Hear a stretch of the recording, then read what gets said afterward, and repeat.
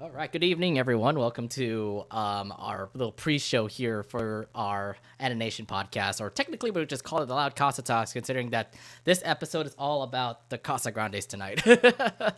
Hola, amigos. What is going on, Casa Crew? Yeah, you're going to hear us talk all about the Casagrandes, especially the big movie. I mean, that's come out obviously, that's recently. the title of tonight that we are going to be reviewing the whole entire movie. So, Yes. if anything, it's going to be quite fun. I hope for those who are watching on our stream tonight, remember, if you have not watched the movie, then you're going to be spoiled because we've got a lot to talk about. I gave you guys 2 weeks, by the way. We gave you guys 2 weeks. We gave you guys 2 weeks for you guys to watch it, and if you didn't watch it, I'm sorry. But just be careful whenever you're watching this episode, Yeah. because you might get spoiled, especially the fact that we're going to be explaining a lot of stuff in this movie. There are major spoilers, but then at the end of the day, if you still haven't seen it yet, honestly, and if you're here, you probably saw it yourself. Exactly. No. You know what? Don't still keep coming on and watching it. But again, just be forewarned that if you haven't watched the movie, you will be spoiled. So just a heads up there. All right, we'll get ourselves started here in just a minute. So sit back, relax, and listen to some Has-Been Hotel Lo-Fi while you're at it. All right, guys? See you in a bit.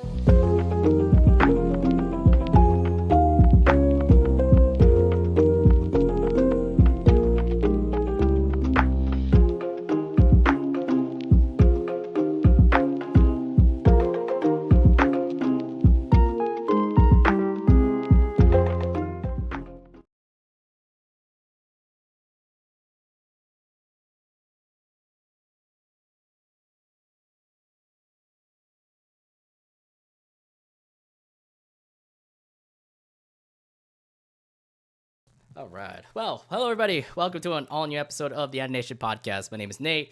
Omid is on my right. How are you doing, sir? Hola, amigos and amigos. Hope you're all doing fantastic. As for myself, I've been doing very well for reasons I'll get into. But yeah, needless to say, the last weekend has been eventful, especially on Sunday for those who are watching. Hope you all had a happy Easter and day Oh, yeah. of transvisibility. So there are two major holidays to celebrate during that day. To be fair, I mean, I care more for Easter. I mean, I think like in my family case, like we care more about the Easter celebration because, well, I'm Catholic for one thing, and we celebrate the rise of Jesus in this case, or the Easter Bunny in some of you guys' cases as well. And also, speaking of your Easter, now it's time that we just talk about our weekends, what we've been doing. Nate, how about you go first? How was your Easter day? Well, first off, my sister came back home. Oh, nice. So she came back home on Friday. I had to pick her up on the airport, and then nothing really much happened. But I did have an eventful Sunday. So what happened was, so kind of something crazy happened over at my auntie's house, where apparently they were cooking, and I think something happened where the oven was on for long, and it actually caught on fire. So yeah, our brunch that my auntie and my uncle was making, it looked like it was not going to be made at all, considering that yeah, it's a fire that happened over in the oven.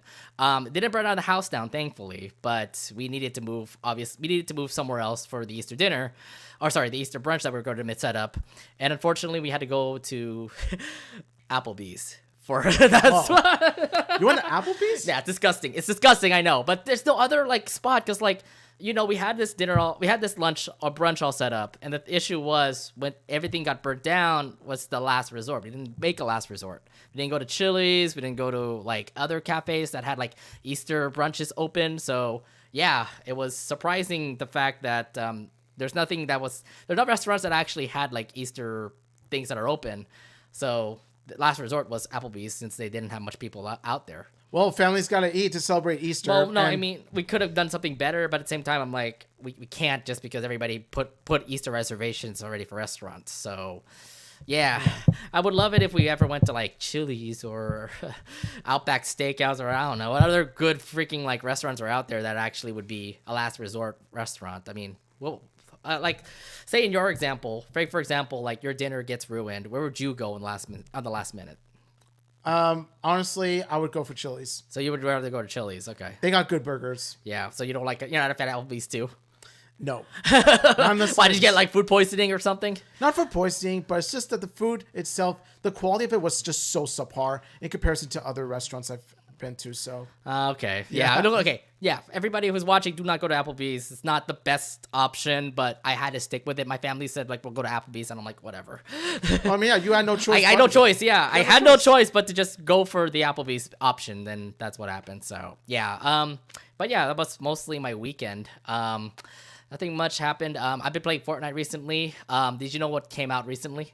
The Legend of Korra. Yes, that's right. And I just got the skin for Korra, by the way. Oh, you got the skin for Korra. I was trying to get the skin for Korra. I did that yesterday. Literally, like when it all came out yesterday, I got the skin for Korra. It was easy. You got to do those missions, man. Yeah, I've been playing. I was playing Fortnite last night with a couple of friends from a server we were in. I need to play with you guys now. Yeah. I mean, like I know that you guys play Fortnite and stuff, but like, what time do you guys actually play? Like in the afternoon, at night, or? It actually varies, but we shoot for night because I have work during the day. So. I know, but I'm just saying, like, but the other guys are also like East Coast too, so they would have to like be up. They have to like leave early too, right? Like I said, it definitely varies. Mm-hmm. But yeah, I got the Korra skin. I should have put a picture up here on our presentation, but we did like a full Korra squad. Everybody from my team, like, we're all Korras, and I'm like, okay, we did a full Korra squad, and it's so weird seeing Korra with a gun now. Oh god, yeah, the Korra who does bending, who does water. Well, I mean, you can't do water bending. There's a thing where you can actually get a water bending scroll and do water bending, but yeah, you can. I'm just saying, if like way before Fortnite, if you told me that Korra would wield a gun, we would have told them, okay, what show have you been watching? I mean, there's metal bending and Legend of Korra, man. That is true. So they can make guns. I don't know. In a couple of weeks there is gonna be more Avatar skins coming out, so we're kind of hoping yes. that we'll get like more Avatar skins like Aang, Katara, Toph. Give me a Zuko. top one, please. Give me a top Zuko one. definitely is gonna be in it, so we can't wait for that. But yeah, that was pretty much all my weekend. Omid, I know you had an eventful weekend recently. Yeah, so on Saturday, my girlfriend and I went to Japantown. It's been a while since I've been to Japantown, by the way. It's been like over the past year since I last been there, so it was nice for us to like finally go there again after so long. And so we pretty much walked around outside. We walked around the malls. We had some. We walked around Kinokuniya Books, and we also had some ramen. Nice. Which ramen place did you guys go to? Maruku Ramen. Oh, Maruku yeah, ramen, okay, that's a good one. Yeah, that's a good one. And we walked around. We had some ice cream taiyaki. You know that. Ooh, man, yes. I really miss that kind of stuff too. And yeah, it was a nice day in So you guys Japantown. like just went out? Did you guys at least do like pic? I know you guys took pictures. I saw your Instagram. You guys like looked like you had a fun time. Mm-hmm. So she's into anime too. She's into some anime movies. She doesn't watch as much anime as I do, but Oh. there are some movies that she knows where it's like, Don't tell me like Studio Ghibli films. yeah, she likes Studio Ghibli, and That's a common. That's like the common movies though. and she also likes some of the non-Studio Ghibli movies as well. Like so, what? Give me some examples. like Your Name. Okay. and all that stuff. And I think I remember her liking 5 centimeters per second. Oh God, no. So she's Like- a Shinkai fan. That's great, but 5 centimeters per second is a depressing movie. I don't know why why she liked it. and so yeah, like she's definitely into some anime here and there, but it's mostly like anime movies she's into. So How about your Easter? What'd you do? my Easter, I pretty much had a self-care day. Exercised the You guys gym. don't really celebrate Easter here? We don't. We had other plans to do. Oh, So okay. yeah, it was just me chilling at home. I went to the gym. I also spent some time at home. Did a short video chat with my girlfriend, and then later on I played some games with friends at that Sunday night. So yeah. Okay, nice. It was just mostly self-care. Oh, it was technically Sunday. Well, I don't know. In my case, Sundays have just been mostly chill to say. Usually something big happens on a Sunday, like for example Easter. That'll make me go and I can actually have an active Sunday to say. Gotta work on that chorus skin, man. I see. I got 1 out of 4 missions done. Yeah. I just got to get. So I think right now is. Did you actually do the battle pass thing on Fortnite, by the way?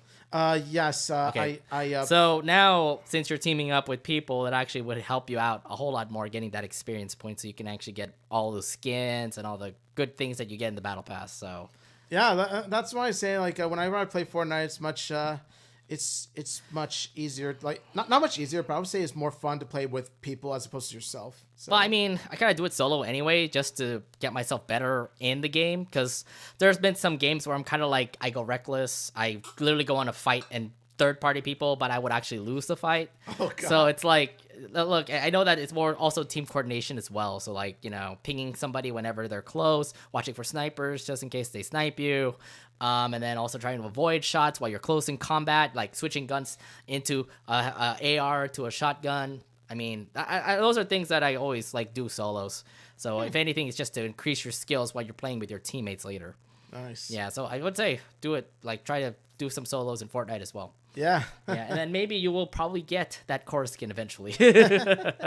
Yeah. All right. Well, yeah, that's pretty much that's pretty much our weekend talk right here. But of course, you're here tonight for the big movie review that we're going to be doing, and that's the reason why we're wearing our shirts tonight. So thank you guys for noticing that we're wearing Loud House shirts. There is no Casagrandes shirts, which I'm so surprised about. Like they put a lot of Loud House, but no Casagrandes, and I'm like, why? No, but when you think about it this way, we're representing Loud Casa. We're talking Loud Casa, so Yeah. So technically, this is the Loud Casa Talks again. welcome back to Loud Casa Talks. No, so it's weird because I kind of made this up. Like we're doing a new episode and we're doing a big, huge review about the Casagrandes movie, obviously, because we pretty much like dedicated like a lot of stuff when it comes to the Casagrandes movie. I mean, we did an interview with Miguel and Darren. Yes. We had the movie before everybody else did. That was one thing that we didn't want to tell, obviously, until now, since it's out already. So I might as well say like, hey, we did have the movie before everybody else did. Yes. And we didn't tell anybody about that, thankfully, and hopefully you didn't, because that would break our rules, by the way. Yeah, no, like I know how to keep a secret. I'd be like, Yeah. But yeah, we'll dig deep into the whole interview stuff later. But you know what though, Omid, from that interview that we had, we heard that Miguel doesn't have anything new coming up after the movie. So this is kind of more of a recollection of the Casagrandes, don't you say? yes. So what we're going to be doing is pretty much recollecting our thoughts, recollecting the memories we've had of the Casagrandes, first and foremost, before we dive into the main movie itself. So. Yeah, so let's actually go a little bit backwards, back to when the Loud House started, and actually let's talk about, well, the meeting up with Ronnie Anne Santiago. A trip down nostalgia lane. Let's So go. hopefully you guys know about the Loud House show. I'm pretty sure some of you fans will know about how Ronnie Anne started in the Loud House, and it all started with heavy metal. She just was a person that just was a random name that came up, being a bully for Lincoln, and then literally in Save the Date, that's when the first time we actually get to see Ronnie Anne. So your thoughts on Ronnie Anne, first time seeing her in the Loud House show? The first time that I saw Ronnie Anne, I thought to myself, okay, I do see why Lincoln would say those, mean things about Ronnie Anne because, well, she did pick on him, and so she kind of deserved it. So it was weird because, like, when you first heard about Ronnie Anne actually in Heavy Metal, you get to see Ronnie Anne just being a bully, and you get to see her bully Lincoln all the time. And then what was kind of crazy was the fact in Heavy Metal where you get to see Lincoln kiss Ronnie Anne, and then she smacked him in the head. And then what I love about it is the fact that Ronnie Anne even like gave her number and said "lambo" to her. And I'm like, oh my gosh, this is kind of cute. That's actually kind of cute. So to say the least, the sisters were right in that episode, and actually, what was it? Gave Lincoln the chance to actually, say, hey, she likes Ronnie Anne, or Ronnie Anne likes Lincoln. I don't know what's going on, but yeah. Yeah, it was a nice little moment of Ronnie Anne. Like the first hint that we saw in Heavy Metal where she like threw the rock at Lincoln's eye, and then she's like, sorry, Lamo. And then you see the heart, and then even Lincoln pointed this out as well. Lincoln said, and there's a heart. No, that's in Save the Date, right? No, and there's a heart. It's actually in. It wasn't. Yeah, it wasn't Save the Date. Yeah. But then, what was it? Because like, I feel like during that timeline, you're like during the first season of The Loud House, you're thinking like, okay, this is just a one-time thing, right? Where it's just, oh, Ronnie Anne is just one random girl that just likes Lincoln or something. They literally are just like sharing numbers now, so it's like, there's probably something going on. And I do love the fact that the writers actually continued on with the story of Ronnie Anne and actually made her like a prevalent character in the show. The fact that, Ronnie Anne had an episode where we get to see her for the first time, and she has a quote date with Lincoln. Yeah, and we put in quotations because it's more along the lines of their relationship being built up. Like they started as enemies, and they became friends, and then they would as time progresses, they would grow more and more closer. No, it's weird because like we're just talking about the first time we get to see him. So like, I just remember, like, I know a lot of people hate Save the Date, but I was a huge fan of it. I don't know. You hated it for some reason. I don't understand. I'm sorry. I'm going to say right now, I did not like Save the Date. There were so many problems with it. Okay, whatever. No. I actually thought this was cute. Like, I understand people didn't like Lori just because Lori was forcing Lincoln to date with Ronnie Anne or something. And it wasn't Lincoln's fault. Like, of course Lincoln would say those things. She's been picking on him. I know, but like, still, like, either way, we get to see Ronnie Anne for the first time. Ronnie Anne is Bobby's sister, and it's cute. I mean, you get to see, like, was it Lori and Bobby trying to recollect their their relationship? Rekindle the relationship, yeah. But you have Clyde on the other hand just being silly. You got Clyde on the other hand being a petty, jealous jerk. Yeah, like he literally was like interrupting Lori and Bobby throughout the whole entire like date and stuff. Like I felt that gag was just so cringe and so mean-spirited. Yeah. Well, so here's the thing. I actually do like the fact that Lincoln and Ronnie Anne do forgive each other, like during that one scene until the boys started to come in and like Lincoln's trying to hide the fact that she's on a date with Ronnie Anne. Okay, that's where Lincoln messed up. I will say that part is his fault. Yeah, he made Ronnie Anne cry. You made Ronnie Anne cry. Yeah, but then I think that Lincoln and Ronnie Anne, we see them pretty much bonding over this one scene over their siblings being, very cringe when it comes to relationship, and they bond over that. I really like that. It's actually one of the few things about Save the Date that was legitimately good. Well, that and also Musica. Yeah, Musica. Musica. Although to be fair, in the end of the episode, we do get to see Ronnie Anne and Lincoln get a little bit closer and all. Yeah, and that's what brought RONNIECON fans out there. Okay, look, RONNIECON fans. We had our fuel literally early in the first season of the show. You could argue it was way too early. I felt like they should have saved the kiss scene for at least season 2 season 3. I don't care. It was cute, actually. Just seeing that thing. And it's like, okay, maybe they're a thing. I'm just saying, like, the kiss here, like, while the mace seemed nice, you gotta admit, it was a bit too early. Shut up. I don't believe you're that kind of guy. I feel like they should have started off with a hug, and then as their relationship develops more and more. Then they kiss later on. It's still one of my favorite episodes. I know a lot of people probably like hate my opinions on this one, but it was cute. Like, I don't know.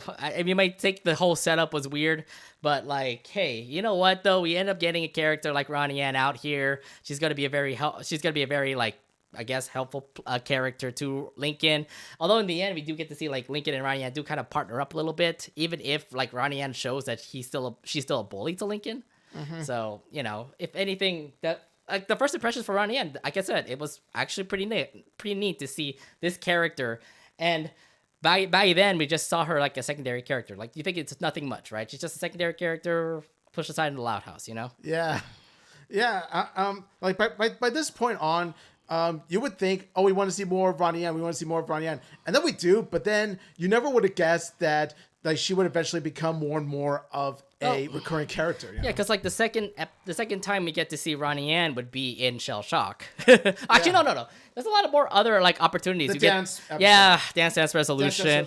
Dance Revolution was one of them. We get to see them in April Fool's Rules, the first episode of the Luann pranking episodes. Yeah, so that girl's a keeper. Oh, see, exactly. See, she was hinting something. Yes. She was hinting something that Ronnie Anne and Lincoln were probably a thing. Quoted by Luann Loud. Yes, I have the shirt. So I was just saying, like, first impressions wise, looks great for Ronnie Anne. And then again, nothing big happened for Ronnie Anne until second season, where we get to see her take care of a baby egg with Lincoln. So your thoughts on this sort of formula, this thing going on in this episode? I will say, when you're talking about Shell Shock, you're thinking to yourself, they're going to touch upon Ronnie Anne even more, and it's going to show even more how Ronnie Anne has his, bad attitude, abrasive side to her, like a rough exterior to her. There's even a scene where they argue what they should name the baby egg. Ronnie Anne wants to name it Toby, whereas Lincoln wants to name it Rochelle. Yeah. that gag was really funny. Yeah. So Lincoln goes to try to claim the egg from Ronnie Anne's house, but then it turns out that she actually has a much softer, sweeter side to her than Lincoln thought. It actually turns out that she's been helping out around the house while Maria and Bobby were off working at their jobs. Yeah, and it's kind of crazy because like when you first see Ronnie Anne, she was looking like a bully and stuff, so it makes sense why Lincoln kind of is like, so what was it?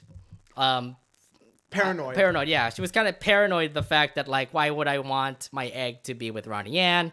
And it turns out, I love the fact that, like, she may be a bully, like, in school or something, but she's not really a quote-unquote bully. She's actually a really nice person when she actually hangs out with the family and stuff. So that surprising twist was something. It takes you think, like, Ronnie Anne is definitely a caring character. Like, oh my God, she's actually great, She's not, like, one of those secondary characters that are just going to be like, oh, just a random character here and there just to help Lincoln out. No, she actually is like a main character that could be like pushed out to her own show, to say, foreshadowing this. I'm putting foreshadowing stuff here. Hence the title of the episode, Shell Shock, Yeah. But yeah, I mean, in this episode, we get to see Ronnie Anne just being in the caring side. She actually does care about the egg. And we also get to see the familia of the Santiagos. You get to see Bobby, obviously Ronnie Anne's brother. And you also get to see Maria for the very first time. Her mom. Yeah. Ladies and gentlemen, we have the first appearance of Maria Santiago right here. Now, the thing is that she's also... So it's weird because, like, the first thing I see is that it's her mom. Okay, whatever. She's a nurse. Whatever. That wasn't really much of an impression. It's just her just being a mom taking care of Ronnie Anne and Bobby. So yeah, and you wouldn't have guessed that she would have a more predominant role later on in the series and by extension the franchise. Indeed, yeah. So I mean, if anything, Shell Shock gave us the first impressions of the Santiago family. You notice that Bobby, Ronnie Anne, and Maria were a family, but what happened to their dad? Which we get to answer later on in our timeline here.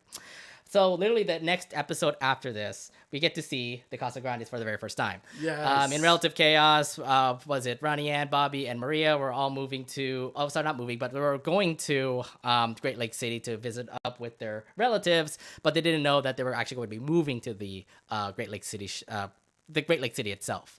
So this episode, by the way, I believe was the pinnacle of like what we were thinking of. Like, oh my God, Ronnie Anne is currently moving to Great Lake City. Why not have something for the Casagrandes? Yeah, honestly, Loud Especially Relative Chaos was one of those episodes that changed everything in terms of the Loud House universe, because it's pretty much one of the not main characters, but one of the supporting characters of the Loud House moving into a new environment, moving in with a new family, starting her own life. And there was a part of you that thinks she's going to move back into Royal Woods because, status quo is gone and all this stuff. But this episode does a good job in breaking the status quo. It really just goes to show how, just because a character lives in a particular city doesn't mean they'll live in a city forever. They're going to move out eventually. Do you remember the first impressions of the Casagrandes? You get to see Rosa and Hector. There's Ronnie Anne's grandparents. You get to see, was it Carlos and Frida, which is Maria's brother, and was it Carlos's wife? And then you also get to see the kids that Carlos had. You had Carlota, CJ, Carl, and Carlito. So what are your first impressions of the Casagrandes family when you first saw them in Relative Chaos? My first impressions are I love each and every single one of them. I love, like, this entire family right here is such a lovable group of family members, and they're big, and they're large in the quantity of the family members, just like the Louds. But I like how, just like with the Loud sisters, each of these guys have their own distinct personalities that makes them unique. For instance, you got Hector, who is the fat lazy bum. You got Carlos, who is the book nerd. You got Frida, who is the emotional artist. You got Carl, who is pretty much he's the male version of Lola in a sense. Like, well, that's the reason why we get to see Carl and Lola actually have some moments. And of course, Carlitos, being the Lily Loud of the family, is the baby of the Casagrande family. I feel like Carlitos has more things to do than Lily, because like when you first saw Carlitos, he was copying everybody, like in that episode where he's a copycat. He literally like imitates voices and all these things here and there, but like everybody else, like they seem relatable to all of us. And also Carlota is the fashionista, and CJ is the playful kid who loves to play pirate. And to be fair, like, this is the first time I've seen a kid actually with Down syndrome get portrayed in the show. And it's cool to actually see that, because they need some representation. I know special needs folks definitely need some representation in shows, and it's awesome to see that the person who's also voice acting him had Down syndrome. So yeah. Not only was it represented here, it was represented very well. You could tell that they don't play the Down syndrome for laughs. They actually play the Down syndrome as this character has Down syndrome, but we focus on the personality of the character. So if anything, they treat him normally. They treat him like a regular person. That's what people should do. So, I mean, it's just great to see that for CJ. My first impressions for everybody is that like they're all relatable. Carlos is the nerd. Frida, definitely underrated, by the way. Like, she's the emotional like artist. Like, she wasn't an artist. She was just a camera woman when you first saw her for the first time, and she takes pictures everywhere, and she gets emotional. And I'm like, okay, I'm starting to like her. Roxana Ortega, man, Roxana Ortega. Well, she did a great job voicing her. She voices her. Well, she has so much fun with the role because of how over the top she plays her. I just love it. Then I get to see Rosa and Hector. I mean, like, Rosa didn't actually have those, she did actually have these superstition stuff here and there. I mean, she lit a candle up, and that candle actually worked, so I'm guessing superstition. I was feeling like that was just one thing. I never expected superstitions to be her thing for her character, for Rosa. Yes, Hector is the lazy bum, but she also does work the mercado, which you get to see a lot in that episode. And Carlota, by the way, she's the fashionista and stuff like that. So you get to see her like rock out some other clothes, helping Lori actually dress really well. But then I never see the influencer part of her until later on in the show. Yeah. And Carlota's fashionista personality, actually all their personalities, they become more fully fledged. And during the later episodes of the Loud House, especially in the Casagrandes show. So exactly, yeah. So I mean, and then Carl, I love the fact that Carl himself was just the playboy guy. Like, he freaking loved Lori. You all know that, guys. You watch the episode. Like, this guy was like doing whatever it takes to get Lori or something to get Lori. That was only for a brief moment, though. I know, but I'm just saying, like, he even like painted his chest Lori also. I mean, come on, the man is like, I get it. You love Lori. Goddamn. Hey, Carl, there's someone who out there who Hey, she never got. Hey, Lola. she didn't move out yet. Okay, Lola, but then she wasn't. There's another girl also, but she never moved into the Great Lake City yet. Okay. Yeah, no, I was actually referring to Lola because she's like she is the physical appearance wise, Lola pretty much looks like a 6-year-old version of Lori. Physical wise, physical appearance wise. I'm not saying personality wise, I'm saying physical appearance wise. Well, you can like look back at like first season Lori. Yeah, she could be a brat too. Could be. Yeah. But yeah, I mean, so this is like a big pivotal moment for Ronnie Anne and the Santiagos, obviously, the fact that she is now moving in with the Casagrandes. When you first heard about that in the episode, what were your thoughts hearing the fact that Ronnie Anne is moving and we may not see her again in the Loud House? This is actually quite a big change for Ronnie Anne's character. And it got me thinking, the moment I saw that Ronnie Anne was moving to Great Lake City, right then and there, I was thinking to myself, okay, Loud House, you got to dedicate half your episodes, at least half your episodes of Ronnie Anne living in Great Lake City. But they didn't really do that much, to be fair. They only had one episode called The Spy Who Loved Me in that same season. Yeah, but once is better than nothing. You at least get a glimpse of Ronnie Anne's life in Great Lake City after she moves out. Actually, to be fair, I think it's a season 3 episode of The Spies Who Loved Me. So I don't think we get to see Ronnie Anne for quite a while. Not only in Spies Who Love Me, but also City Slickers, where Lincoln and Lori go to Okay, visit yeah, Ryan yeah. Buffy. But there's only like, 2-3 episodes, so there wasn't really much focus on the Casagrandes, okay? Yeah, at least from that point on, it rarely focused on, Ronnie Anne living in Great Lake City compared to Lincoln living in Roy Woods, which makes sense. I believe I made this prediction literally the year at year's end when the season was about to wrap up for season 2. I was saying there should be a show for Ronnie Anne and the Casagrandes because it had a feeling like there should be one. Because it's like you have a big family, you have Ronnie Anne as your main character. There's definitely going to be a possible chance of a show. Yeah, I was thinking that, if not a spin-off show, believe me, I wanted a spin-off show as much as the next guy after seeing Relative Chaos. But then there's a part of me that thinks to myself, I wasn't sure if they were going to go that route. They had to. I remember this because we had I believe we had a live before, but we used to do it in Facebook, by the way. Like you and me, we were talking about possible future things that will happen in the next year or stuff. I think I remember saying, I really hope Casagrandes gets a brand new show, a spinoff show.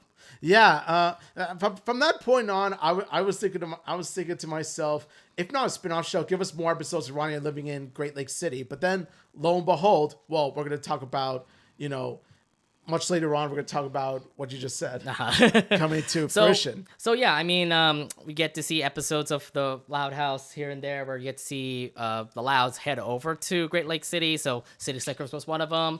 We do get to see an episode where Ronnie Anne actually lives in Great Lake City with the Casagrandes in The Spies Who Love Me, where the family was kind of worried about Ronnie Anne. So those are like small little episodes. And again, not much when it comes to the Casagrandes or Ronnie Anne. So it kind of tells me what's going on here. That is until season 4 hits, and we finally get to see, literally, the first half, the first quarter of the first quarter of the Loud House was full of Casagrandes episodes, something with the Casagrandes, okay? Yeah. And that was all just Casagrandes, and it kind of tells me we're kind of rolling along here, are we? Yeah, the first quarter of season 4 was them. And even the intro kind of teased at that, where you do see a portion of the Loud House theme song, and then after the end of the Loud House theme song, then Ronnie Anne pops like, "Hey, it's me, Ronnie Anne. If you like the Louds, come meet my family." Yeah. Abuelo. So Tio Carlos Timber. So I also noticed this too. People kind of didn't like the fact that the Casagrandes were kind of taking over the Loud House. I see the fandom. I've seen you guys. And some of you guys in the fandom kind of thought hey, why are there more Casagrandes episodes? Why are there not a Loud House episode? Why are there no Louds? That kind of thing. Well, because, you got to give the Louds a break every now and then to focus on the Casagrandes. Yeah. I know that it's mainly called the Loud House, but it could be about episodes about other characters other than the Louds. Exactly, yeah. And the thing is, it kind of it was so strange because it's like, okay, small episodes of the Ronnie Anne and the Casagrandes, cool, but then when you saw like 8 episodes full of Casagrandes, you're thinking, okay, there is something going on in Nickelodeon, because what made you think that they were going to be putting like 8 straight episodes of Casagrandes for like 2 weeks? And I feel like in the back of my mind, I'm thinking like there has to be something going on. Why are we doing a lot of Casagrandes for the Loud House? Because we got some big moments that came up. We have brand new characters that got introduced. The same family is still out there. And we got some great moments. I mean, you get to see Carl be Ronnie Anne be a role model to Carl in one episode. You get to see Ronnie Anne love a certain show in an episode. And then you also get to see Sid Chang for the very first time. Yes. Friended. Yes, friended. that was an absolutely great episode too. Yes. And it was actually the first episode of the group of Casagrandes episodes under the Loud House name. So, friended with the Casagrandes. Okay, and then the other thing too is like there's a setup. Like there's the setup of Ronnie Anne finding her new BFF, and you're thinking like in City Slickers, you already thinking Ronnie Anne has her BFFs with that skate crew, Casey, Samir, and Nikki. And you're thinking like, okay, maybe that's her BFF crew. But no, she doesn't really have a great BFF until Sid came along. Yeah, the thing with the skater crew in City Slickers, such as Casey, Samir, and Nikki, like, you can argue that while they are best friends of Ronnie Anne, they weren't exactly what you would call BFF material. They were just there to hang out with Ronnie Anne, and that's it. So Ronnie Anne needed a character like Sid to fulfill the role of Ronnie Anne's BFF, like the best friend forever. Sort of like how Clyde was to Lincoln. And you get to see Ronnie Anne and Sid kind of bond a lot. The fact that they love 12 is Midnight.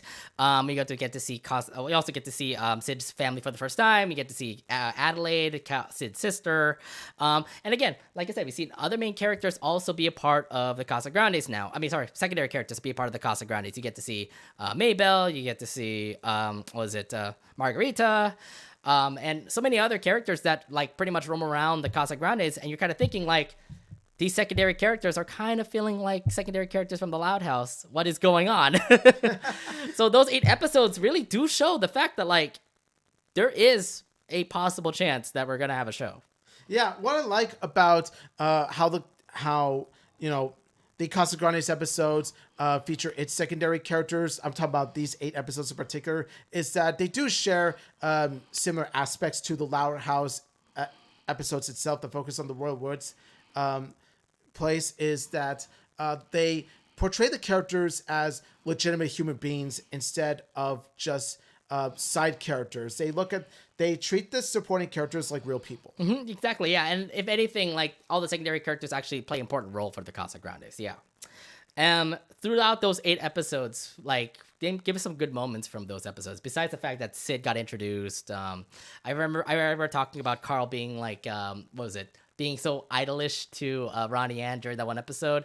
Yeah. I remember Bobby having a store wars, like the Mercado is going to be taken down because of this one high and buy marketplace that's taking over the city or taking over their community.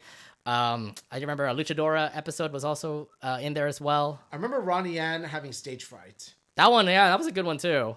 Like it really delves upon what I appreciate about the episode is that it dives deep into Ronnie Anne's insecurities. It's honestly one of the first that shows that Ronnie Anne has legitimate fears. She has deep insecurities that she tries to keep inside, and one of them is stage fright. Yeah, and then I love the fact that Sid tried to do her best to actually get that stage fright out of her too, and also the fact that like family also did have some issues about stage fright too. So like Hector had that, so he kind of gave his advice to Ronnie Anne, and nonetheless they had a great like celebration to say. Yeah, I was very happy for all of them. They got to celebrate Hector's birthday in their own way. Mm-hmm. So yeah, I mean, a lot of eventful, memorable stuff during those 8 episodes where we get to see the Casagrandes. The Casagrandes finally have their like moment of shine in the Loud House, and then of course the Louds come back, and then eventually we do get the announcement that the Casagrandes will have their own show on later on that same year, and lo and behold, we do get ourselves the Casagrandes first episode, aka Going Overboard. Yes. So how excited were you to hear that the Casagrandes finally have their show? And it seems like they have that formula already set up for the Casagrandes show. Yes, yes. Let me tell you, I was very excited for the Casagrandes spin-off series. I feel like, right from the get-go, right after Relative Chaos, this was something that was meant to happen. Because you got a whole new environment, you got a whole new cast of characters, each with their own unique personalities. You've got Ronnie Anne herself really showing that she has the potential to carry her own legitimate series. And yeah, all around, the Casagrandes series was just something that is a sight to behold. I feel like the way that they set it up for the Casagrandes show was perfect. Like, you have Relative Chaos, the introduction to the Casagrandes, Ronnie Anne being the main character, and then you also do have these set episodes that actually introduces Great Lake City. So you get to see Nikki, Samir, Casey being best friends with Ronnie Anne. You get to see Ronnie Anne for the first time with a BFF, and then so many of the other characters that also will be popping up in the Casagrandes. AKA what happened in Star Wars. We get to see Maybell for the first time. You get to see Vito and many of these other characters. And I'm like, okay, these are now being very relative. I think we're ready for the show. And thankfully, Nickelodeon did make the green light to actually make the Casagrandes. Yes, we are so blessed. We are so thankful. This was definitely a win for Loud House fans because we do get a legitimate spin-off show starring one of the most prominent characters outside the Loud family, and we got it. Indeed, and you never expect that from like a spin-off show and stuff. Like I hate how people kind of compare it to the Cleveland show. If I remember it's that, nothing like Cleveland show. Okay, other than the fact that they are spin-offs to their original shows, they are nothing alike. So stop with the comparisons. I mean, Cleveland moved out too, and that's why Cleveland has this show. But I feel like they set it up really well in the Loud House to make sure Ronnie Anne has a great, perfect show for the Casagrandes, and I think it worked out better compared to what the Cleveland show did. And also, here's another fun fact for you. At least Ronnie Anne stayed in Great Lake City. She didn't move out. She didn't pull some sort of cop out like, I moved back to where it was. No, she actually stayed in Great Lake City. Yeah, indeed. All right. But I was sort of worried, there was a part of me that was thinking, okay, what if they're going to pull a status quo is gone, and then for some stupid reason, they moved back to where it was. It's like, no, don't do that. It kind of leads over to our next point where, we get to see three seasons of the Casagrandes. Great, awesome show, but unfortunately it did get canceled. No. Yeah. When we heard about that, we obviously needed to really rethink about it, knowing the fact that we were not going to see Ronnie Anne, we're not going to see the Casagrandes anymore. What next when it comes to the Casagrandes? So, your thoughts about the cancellation, because it looks like you're moaning about this. Oh my god. You did it too early. Nickelodeon, you pulled the plug way too early. Really? I don't understand why the decision too, because I feel like it was still successful. Like, a lot of fans still love the Casagrandes, a lot of fans still love Loud House, and both of them are correlating really well. Like, is it just too expensive to actually make two shows? Is Nickelodeon like in a way of like making bad decisions starting from that point on? Yeah, I'm thinking to myself, what the flip? What the flip is wrong with you, Nickelodeon? Why you do this? Why you do this to us? I mean, there wasn't even like any signs of like the Casagrandes actually not doing well or anything like that. There were still some good episodes that were still on from like season 2 and season 3. Yet they plugged the plug in season 3. And especially when the episode, or I'm gonna tell you about can I talk about the episode's ending? Which because one? I feel like the episode's ending movies are fakers. Oh, you mean this one? Okay, so this We're gonna talk about this. We are gonna talk about this right now. I'm gonna say this right now.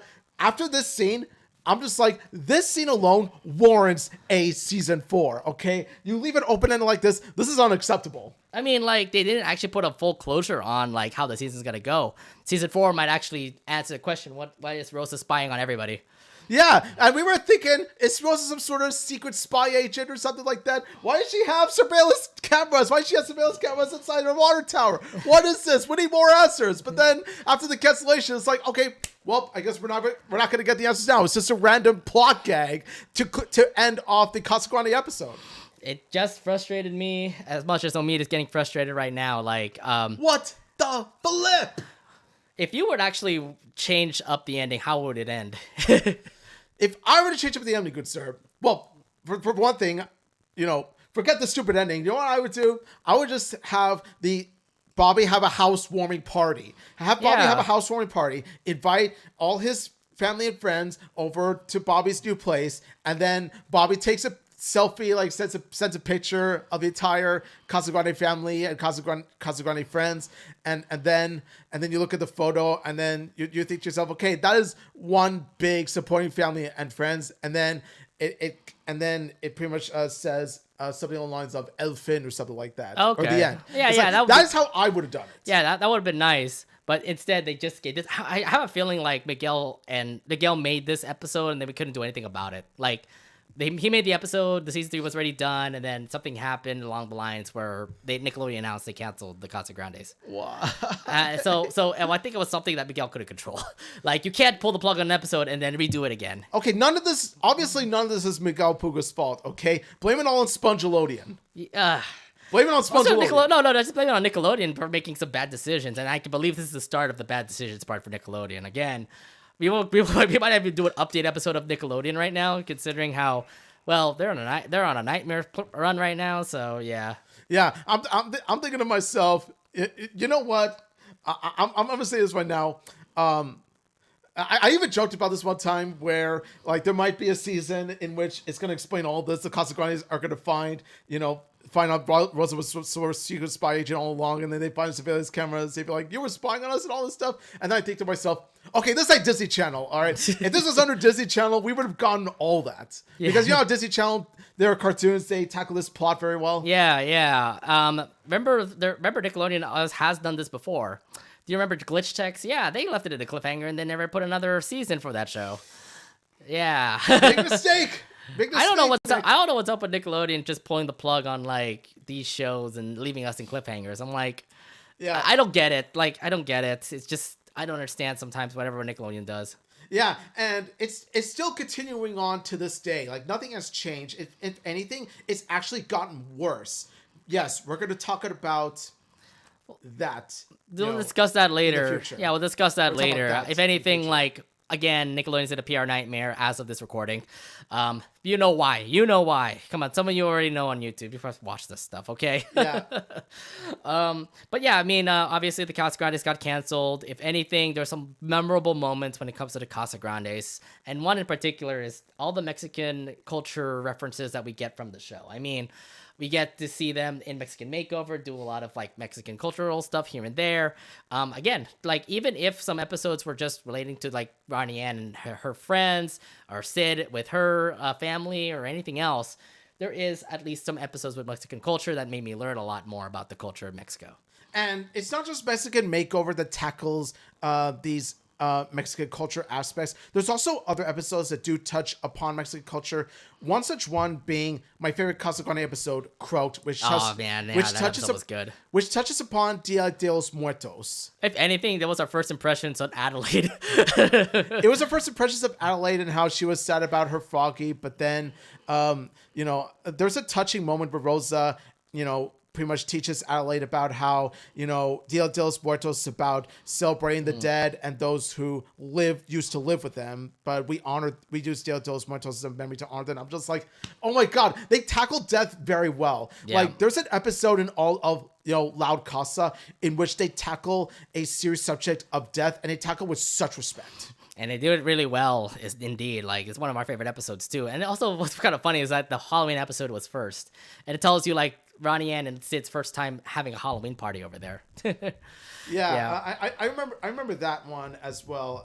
It was the one where Ronnie Anne and Sid tried to go to Halloween parties, right? Yeah, that one, I remember. Yeah, that one. And they went to, like, a skate park at the end or something. And then in the end, they actually went back to the Mercado and did their own, like, Halloween haunt thing. They were vampires. Their family was vampires. They did some sort of dance. Yeah. I remember. All right. Well, besides Mexican culture, I mean, do you have any other favorite moments in the Casagrandes that you want to share? Yes. There's actually another one of my favorite episodes is Skatey Cat. That's also God, yeah. Well, I never expect Ronnie Anne to actually become scared of skating after one fall. That one, I believe, touches upon her insecurities the best way. And I believe that overall, it's the best use of Lakin Loud in a Casagrande episode. Yes, even more so the Phantom Freak Out. Don't at me. But anyway, so what I love about Scaredy Cat is how effective it was in touching upon Ronnie Anne's fear of getting hurt while she skateboards, because after a bad wipeout, you do see her start to get afraid and all this stuff, thinking, oh, she's gonna get hurt again or worse. And it does happen to not just skaters but people alike. Like after they suffer a bad injury or go through some sort of trauma or something like that, yeah, it there's a part of your brain that does scare you into that does scare you into thinking, oh, if you do this, you're gonna get hurt again or something like that. And so, yeah, Ronnie Anne, it's basically about Ronnie Anne trying to conquer it. No, and I think it was definitely a really good episode. Other things that I want to bring up, horoscope. I gotta bring up the RONNIECON episode, and it was a legit RONNIECON episode because you're thinking Lincoln actually was going to do something to Ronnie Anne, and that episode was just an absolute roller coaster. Horoscope, it was pretty much all twisted turns, and then you see. There was even at one point you see Ronnie Anne blush at Lincoln. Yeah, I know. And I'm like, come on. Ronnie Anne and Lincoln, like, there was a moment, I'm like thinking there is RONNIECON. There's a freaking RONNIECON moment that's going to happen, and you see it. Like, yes. Even though it was a, quote, magic trick, like, good, a cop-out, by the way, Casagrandes crew, but, oh my God, like, we were all anticipating something that actually confirmed RONNIECON, and I was like, oh my God, what? That was huge. That was, like, a huge roller coaster that I experienced, and it was one of my favorite episodes of the Casagrandes. Other notable episodes, Cursed was also a good episode, I would say, where I think Rosa was like being paranoid about like good luck, bad luck stuff. That they had to actually move with the Laos. An underrated episode, in my opinion, Dynamic Do-Over.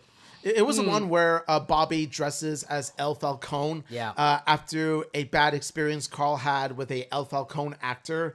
And that got me thinking, yeah, this definitely is one of Bobby's very best episodes because it shows him pretty much playing the, big cousin to Carl. Like similar to Big Brother, but more like Big Cousin. Like he wants to pretty much make Carl happy again with his hero, so he dresses up as El Falcone. And of course, as a superhero genre fan myself, you see all these action scenes being played out, and yeah, they were so very well colored, very well shot. Really good episode, and I love the fact that it actually was like remember that one tournament that we did it was such an underdog that it made it all the way to like the Elite 8 or something, if I remember. Yes, I was so happy it just lost to Teed Off, unfortunately, but it had a great run because it was like 20th ranked, and it was like, what, that was so underappreciated. I like Dynamic Duo much more, but I could see why Teed Off won. Lobby, you can't defeat the power of Lobby. Right. Again, like, there's some great episodes from the Casagrandes that I have to look through memory lane now. That means I have to watch more Casagrandes again. It is on Paramount Plus. So for now. No, don't you say anything because I don't want them to cancel that. I'm sorry, but I have to say those two words. If you're the reason if the Casagrandes end up getting pulled from Paramount Plus, I'm gonna blame you on that. I mean. The reason I say those two words is because you'll see why later on. No. I just had to say it. I have no faith. Everyone knows what's going on Nickelodeon. Okay. I have no faith in Paramount anymore. I'm just saying. Oh God! Please don't say. If the Casagrandes end up getting pulled, y'all gotta blame this guy. Okay. Y'all gotta blame this guy. Okay. Well. Besides that, obviously we were kind of thinking, oh no, what will happen with the Casagrandes? Season 3 is done. Casagrandes are actually back in the Loud House. They actually did have episodes of the Casagrandes with the Loud House, for example, like Forks and Knives Out, where you get to see Ronnie Anne and Rosa face off with Lincoln and Lynn Sr., which I thought was actually a really good episode. What other episodes that we can see? Fashion No Show, the episode where you get to see Carlota and Lenny kind of like Carlota kind of like jealous of Lenny because she might lose her job because Lenny is a better good fashionista. I remember that. We've been begging for a Lenny Carlota focused episode for so long, and we finally got it, but just under the Loud House name, but we got something. If anything, again, they're reflecting with the Casagrandes. Casagrandes are still being shown in the Loud House somewhat, some way. And then, of course, Party Foul. We kind of don't like that episode just because, oh, yeah, Sergio kind of partied it out and ruined the Loud's house there. Oh, it's not just the fact that Sergio was in the Loud House itself. The overall episode was just not funny to me. I mean, the only good thing about it was the Carlola interactions. That was it. Yeah. And then it kind of makes you want to wonder, like, okay, I guess the Casagrandes is going to be ingrained with the Loud House. I guess there is no, quote, Casagrande stuff going on. That is until the end of 2023, where we get to hear the announcement that the Casagrandes movie was going to be coming out. And obviously, both of us were excited. Casagrandes movie was real. Although, to be fair, we did hear some rumors here and there about a Casagrandes movie. Like, did you feel like, when you heard the rumors before the announcement came out, did you feel like they were real or not? You know, when I heard about this, I was thinking to myself, okay, since they are rumors, the one thing you got to remember of rumors is that no matter what kind of rumors they spread around, you got to take it with a grain of salt because they might end up being true or not true.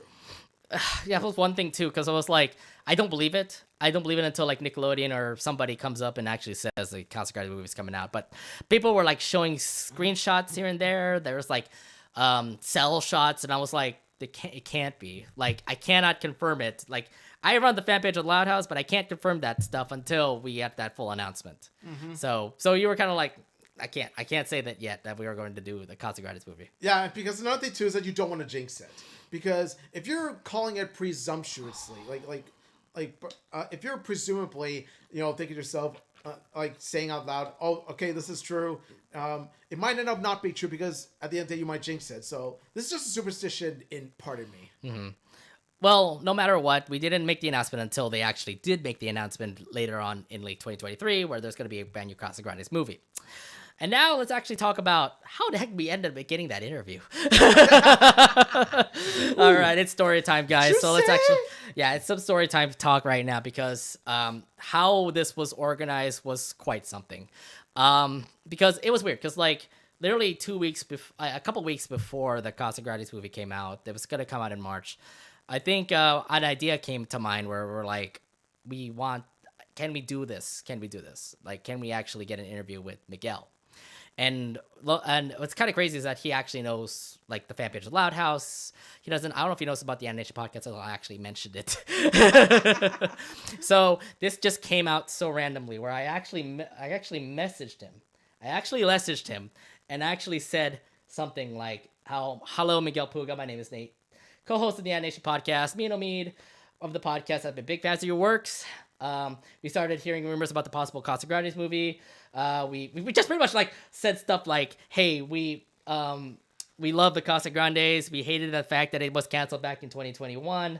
We love the Loud House movie back in 2021. It was sad that we couldn't be able, it's sad the show got canceled, but we also heard that the movie came out. And I did say this though, are you willing to do a 30-minute interview with us? We'll try to keep the questions generic, vague, blah, blah, blah. Those kind of things that you ask when you talk to, when you're talking to somebody that's actually really important. And what's kind of crazy is the fact that like, he was down for it. He said he's loved it. He would love it. Yes! He said yes! And here's the thing too. He actually said, can I bring Darren? So it was just a Miguel Puga interview, and then he wanted to bring Darren on. I'm like, yes, please do it. And it kind of mentions this back in 2021. When the random moment that happened where like Darren and Miguel just popped out of our stream out of nowhere. You never expected that would happen. You didn't expect it would happen because at the end of the day, it was a random stream to celebrate the Loud House movie being released. It was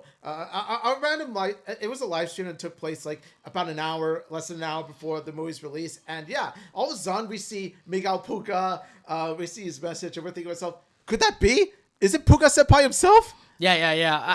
I was the one who brought it up. It's like, is that you? Is that really you, Miguel Puga? And Darren McGowan also hopped in as well. There was a part of me that was thinking, that's got to be a troll or fake name. Like, there's no way there's actually the Miguel Puga and the Darren McGowan. It was actually really Miguel Puga. And how did they find us? I don't know. I think because this was the time where we were like waiting for the Loud House movie to come out. This is back in 2021. And they just came out of nowhere. I'm like, I did not anticipate it for one thing, and I was like, how the heck are we gonna entertain ourselves for the next hour until the movie comes out on Netflix? Oh my god, that was such a starstruck moment. Yeah, Jinx. Definitely starstruck moment. Yeah. Oh god. So obviously, it was 3 years later. Miguel, the Casagrandes movie came out. Miguel definitely was like on Twitter, and I was like, why not? Why don't we take a shot at it?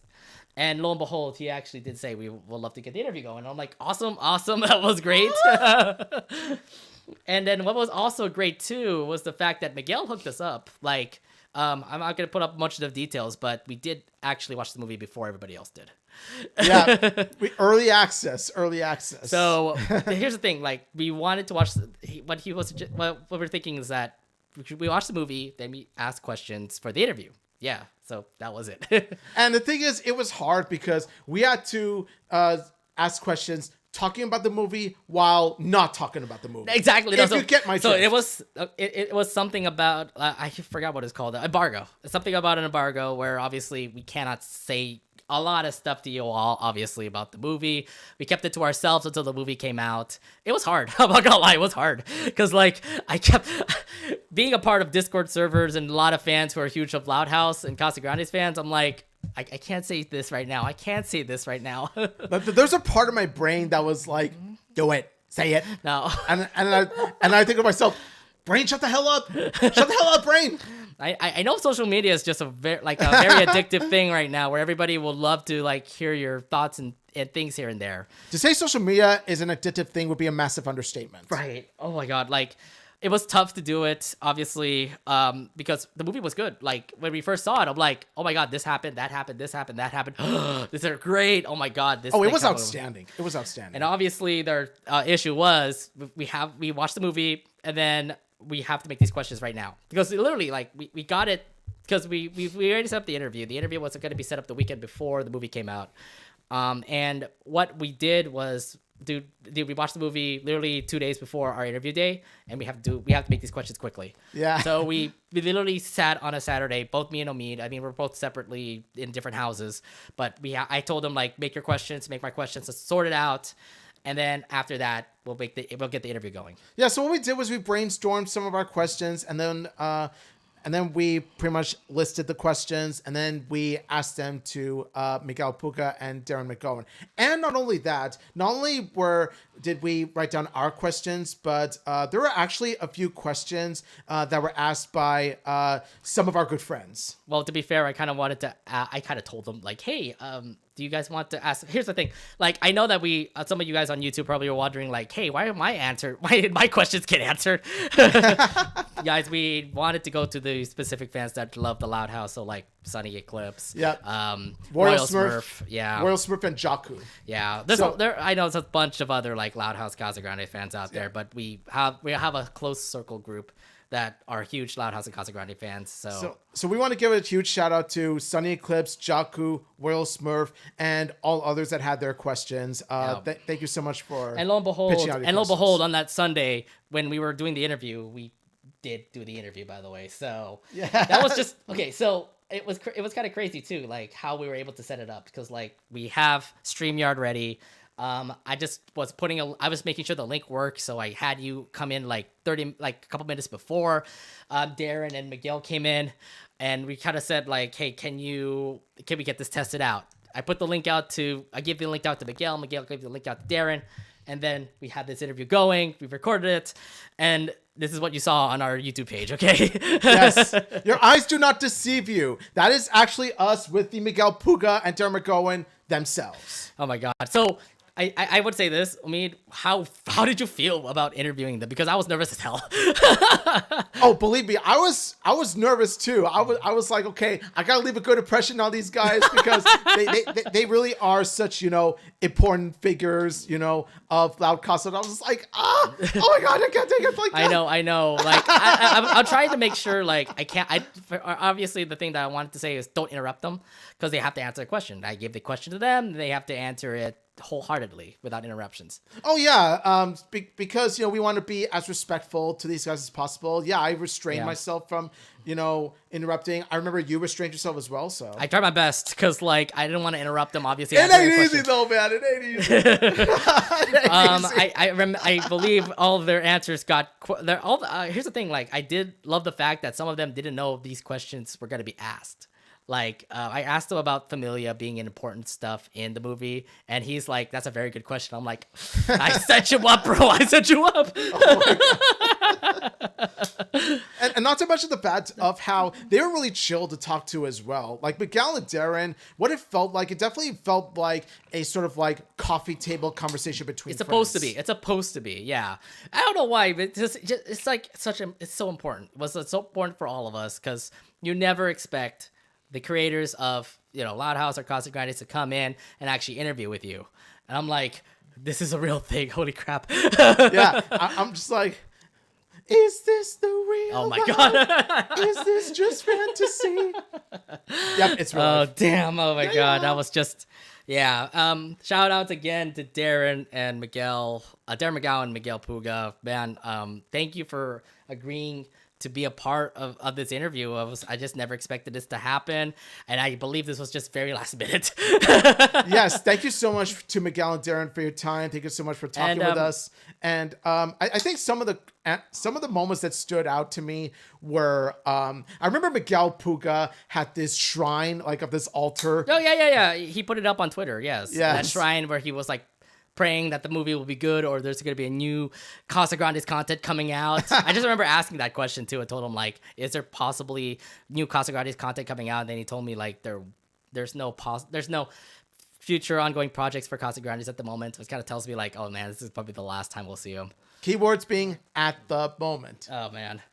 But for real though, I mean, oh my God, so unbelievable. Yeah. To get Miguel and Darren along, and I do want to also thank Stephanie Kwan, who was one of the PR folks in Netflix, for actually hooking us up for the movie to watch before the interview and before everybody else did. So I gotta say this, because of me having that early access, I watched the movie like 5, 6, 7 times before everybody else did. Yeah, I only got to experience it once before it was officially released, my man.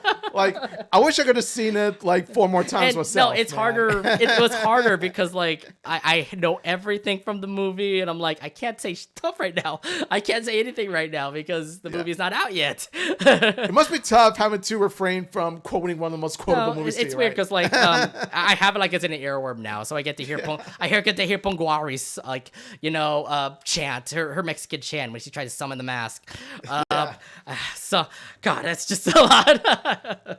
But yeah, I mean, this was just a fan moment. I just couldn't believe that we could be able to do it. But thanks again for hooking us up for this. It was just awesome to do. Yeah, this was definitely the highlight of an Anination podcast, and we hope to have more moments like this where we talk to more, guest stars like in the future. All right. Well, besides the interview, obviously, a couple days came along, and when Friday, March hit, the Casagrandes movie came out, and everybody started watching it. And I saw on Twitter, everybody was praising it, everyone loved it. And now it's time for us to actually talk about the movie, everybody. So let's talk about the Casagrandes movie. Yes, the moment you're here right now, you hear our thoughts on the Casagrandes movie, and let me just say, we're going to get to that right now. Yes. All right. So it's so let's actually start off with how the movie starts. It was all about Mexico 800 years ago. We get to see, pretty much like the natives of Mexico. Like they're all just in villages and stuff of that nature. And we also get to see this god family, or some family up there, and their daughter is Ponguari. So your thoughts first off on like how those gods were, when you first saw them. Now, my first thoughts on how the gods looked is that they looked so mighty. They looked so unique. Their unique designs, from the tattoos to the costumes to how they looked, and everything about it was screamed like stunning. But aside from that, there's also the animation itself, and already it looks so colorful, looks so vivid. I like the coloring, by the way. It just makes you makes you feel like it was like rural Mexico back then. Like the purples, the oranges, feels like it's a very amazing sunset going on.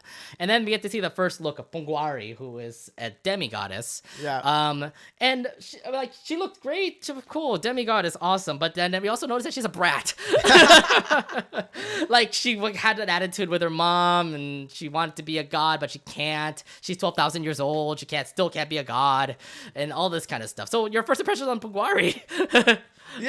I think my first impressions are I sort of like where they're going with this, because during the time you never would have expected a demigoddess to act like this, because this was way back when before this sort of attitude was pretty common amongst the preteen age. But yeah, it is kind of surprising to see Ponguari being so modern, if you get what I mean. I can't believe she said swag.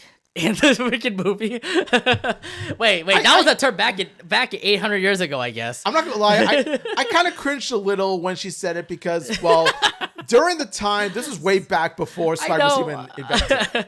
But I remember she said, like, I'm 12,000 years old. I could be able to be responsible for swag and stuff like that. Oh my god! Now, it makes sense why she can't be a god yet, just because she even had a responsibility of actually watching over the village, and yet again, she kind of ruined it by not even putting up and down the moon and even putting a bunny on the moon. I like how Pugwari giggled like. But nonetheless, I mean, like, I get it. Like, the punishment of like talking about being a god has been so hard for her that even like putting a freaking shush sign in front of her was such a something. I like that. I like that gag. Yeah. They had this big sign that says like shh, and then you hear her kind of muff like. Yeah. So they literally got silenced in that stuff. Yes. And if anything, like, again, some wholesome moments happened here where you get to see Pungwari just be nice and all, but she wasn't nice in this one, actually. She actually stole some sort of staff. I also want to mention one thing. Her dad, GPP, definitely looks like the twin brother of Maui. Oh my god, really? We're putting some Moana stuff now? Tell me he doesn't look like Maui from Moana. You tell me. Oh my gosh. So yeah, she ends up stealing this. She ends up stealing his staff. She goes to this like a barren world. By the way, I don't know why SpongeBob and Rocko's Modern Life got referenced here. I have a feeling it's Nickelodeon's doing. I think it's more along the lines of they're pretty much saying, "Hey, we're Nickelodeon property." At the end of the day. Oh, and you have to put SpongeBob out of a sudden? Oh, come on. Well, yeah, of course, because SpongeBob is the poster child of Nickelodeon, obviously. So I am not. I was just like, oh god, it's SpongeBob. Okay. I was like, this is Nick meddling with the show. This was Nick meddling with the movie. Like even the Casagrandes movie itself is like, hey, at the end of the day, we're still the SpongeBob network. Oh my god. I'm just like, okay, but can you like set it to the side for a second? Yeah. So yeah, Pugwari ends up stealing the staff. She actually did steal a mask of many faces, and used it to pretty much become a full god herself. Yes, we're fighting and stuff here and there. So this whole sequence just was very quick, but in the end of this sequence, was her mom Sisiki? Sisiki, yeah. Her mom, Sisiki, actually had to do something very drastic as something was going on as she becomes a god, as Pugwari becomes a god. So she ends up actually putting her into an island. Yeah. Which just was surprising to me too. And I'm like, oh my god, you froze your daughter. What the hell's going on? But that will be answered later on in the movie. But your thoughts first of like how this thing happened, where like you get to see Pugwari fight with their parents, and this ends up being the result. Yeah, Sisiki, it was more along the lines of, she had to do it. She had no choice. Pungwari wouldn't listen. Mm-hmm. So, this was her way of, saving. She has to think about her people, because her people reside in this village. And if Pugwari uses her mask, like the powers, in the wrong way, it could result in serious disaster and serious death. Well, I mean, it actually started with the whole like earth cracking. Yeah. So I mean, you get to see Sisiki and Chipiri. Yeah, both of them had to like do something to make sure that this doesn't get all chaotic of what Pungwari was doing, because it seems like as she's a god, she does unleash chaos. I felt like they did the right thing because they needed to save the entire village, and because natural disasters were occurring, they were beginning to occur. Yeah, and of course the village is, obviously when really destroyed unless Pungwari gets under control or anything. Mm-hmm. But man, that was just a really harsh punishment. 800 years ago, she was an island. Yeah. And another thing too is that I like how it starts. It starts with telling the Asian folklore before. Yeah, it's supposed to be some sort of like prequel story, because you're going to eventually see the story later on in the movie. Yes, as you will. A couple things I like to point out in the first 5 minutes or so.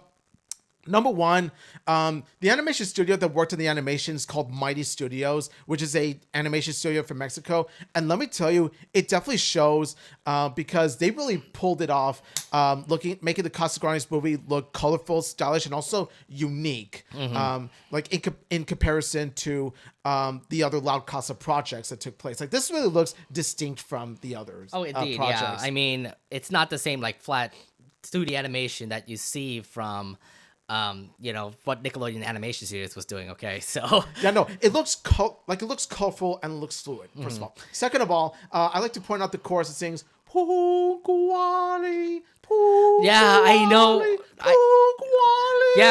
I now I need to see that whole soundtrack because like I really hope there is a soundtrack coming out on Apple Music or Spotify because they did it. No, because they do it for like all the other Netflix animated movies. Nimona has a soundtrack that's out on Spotify and Apple Music, by the way. Let's go, man! Yeah, they do have that. The Loud House movie had their soundtrack also out. If the Loud House movie can have a soundtrack, Casagrandes movie can have the soundtrack I would love too. to Come hear on. the Pungwari, the choir stuff that they put up. I'm like, holy shit, this is scary.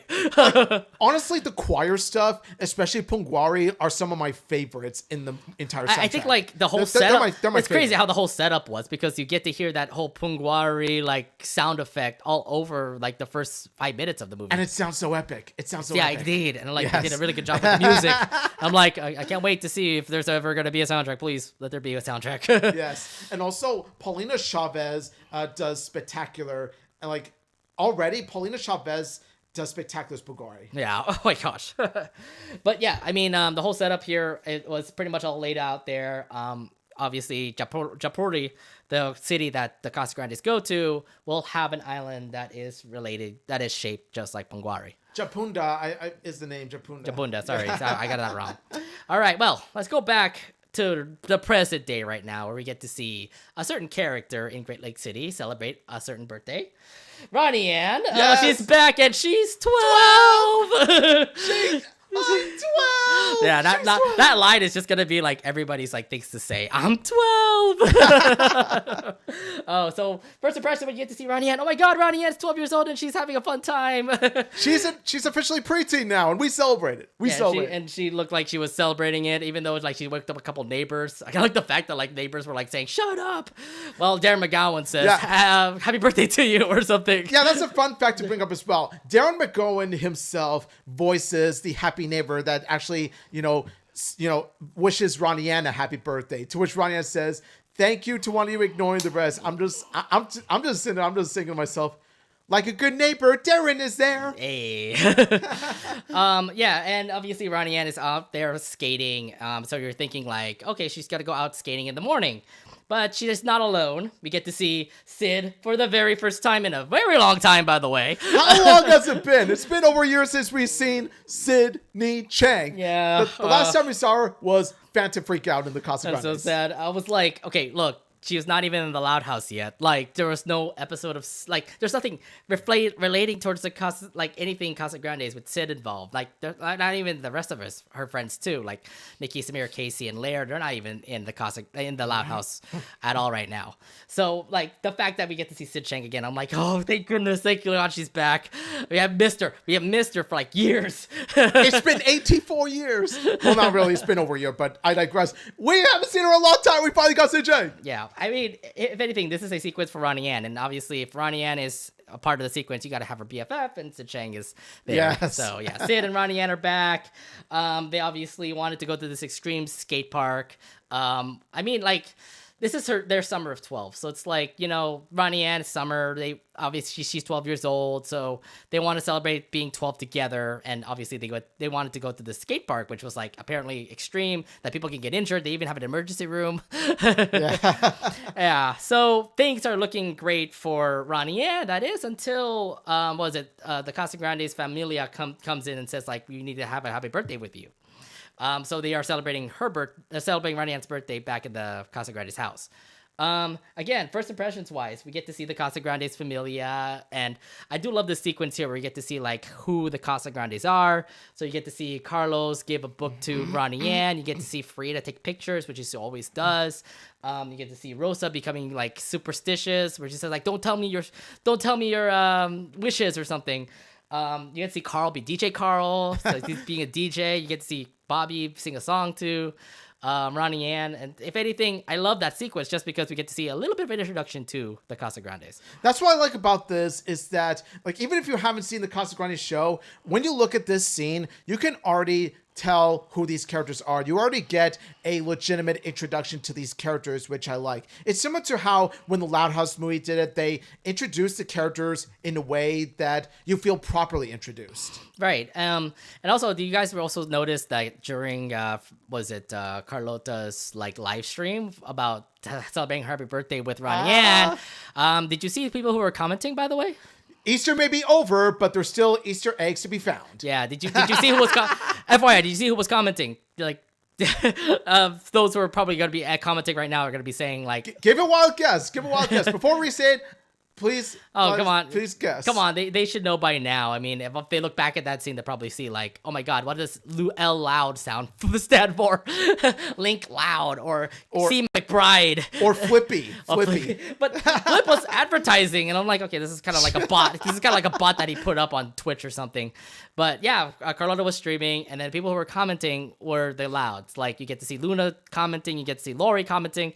Even Lincoln commenting. So Lincoln commented. And then back then I was thinking like, oh my God, is this our Loud House? Is this our Loud reference that we're talking about? I understand like for the Loud House movie we get to see the Casagrandes pop up, but the Louds are there, like right there. Yeah. Yeah, and I think that is the unfortunate part. That's the only time we get to see them in the movie.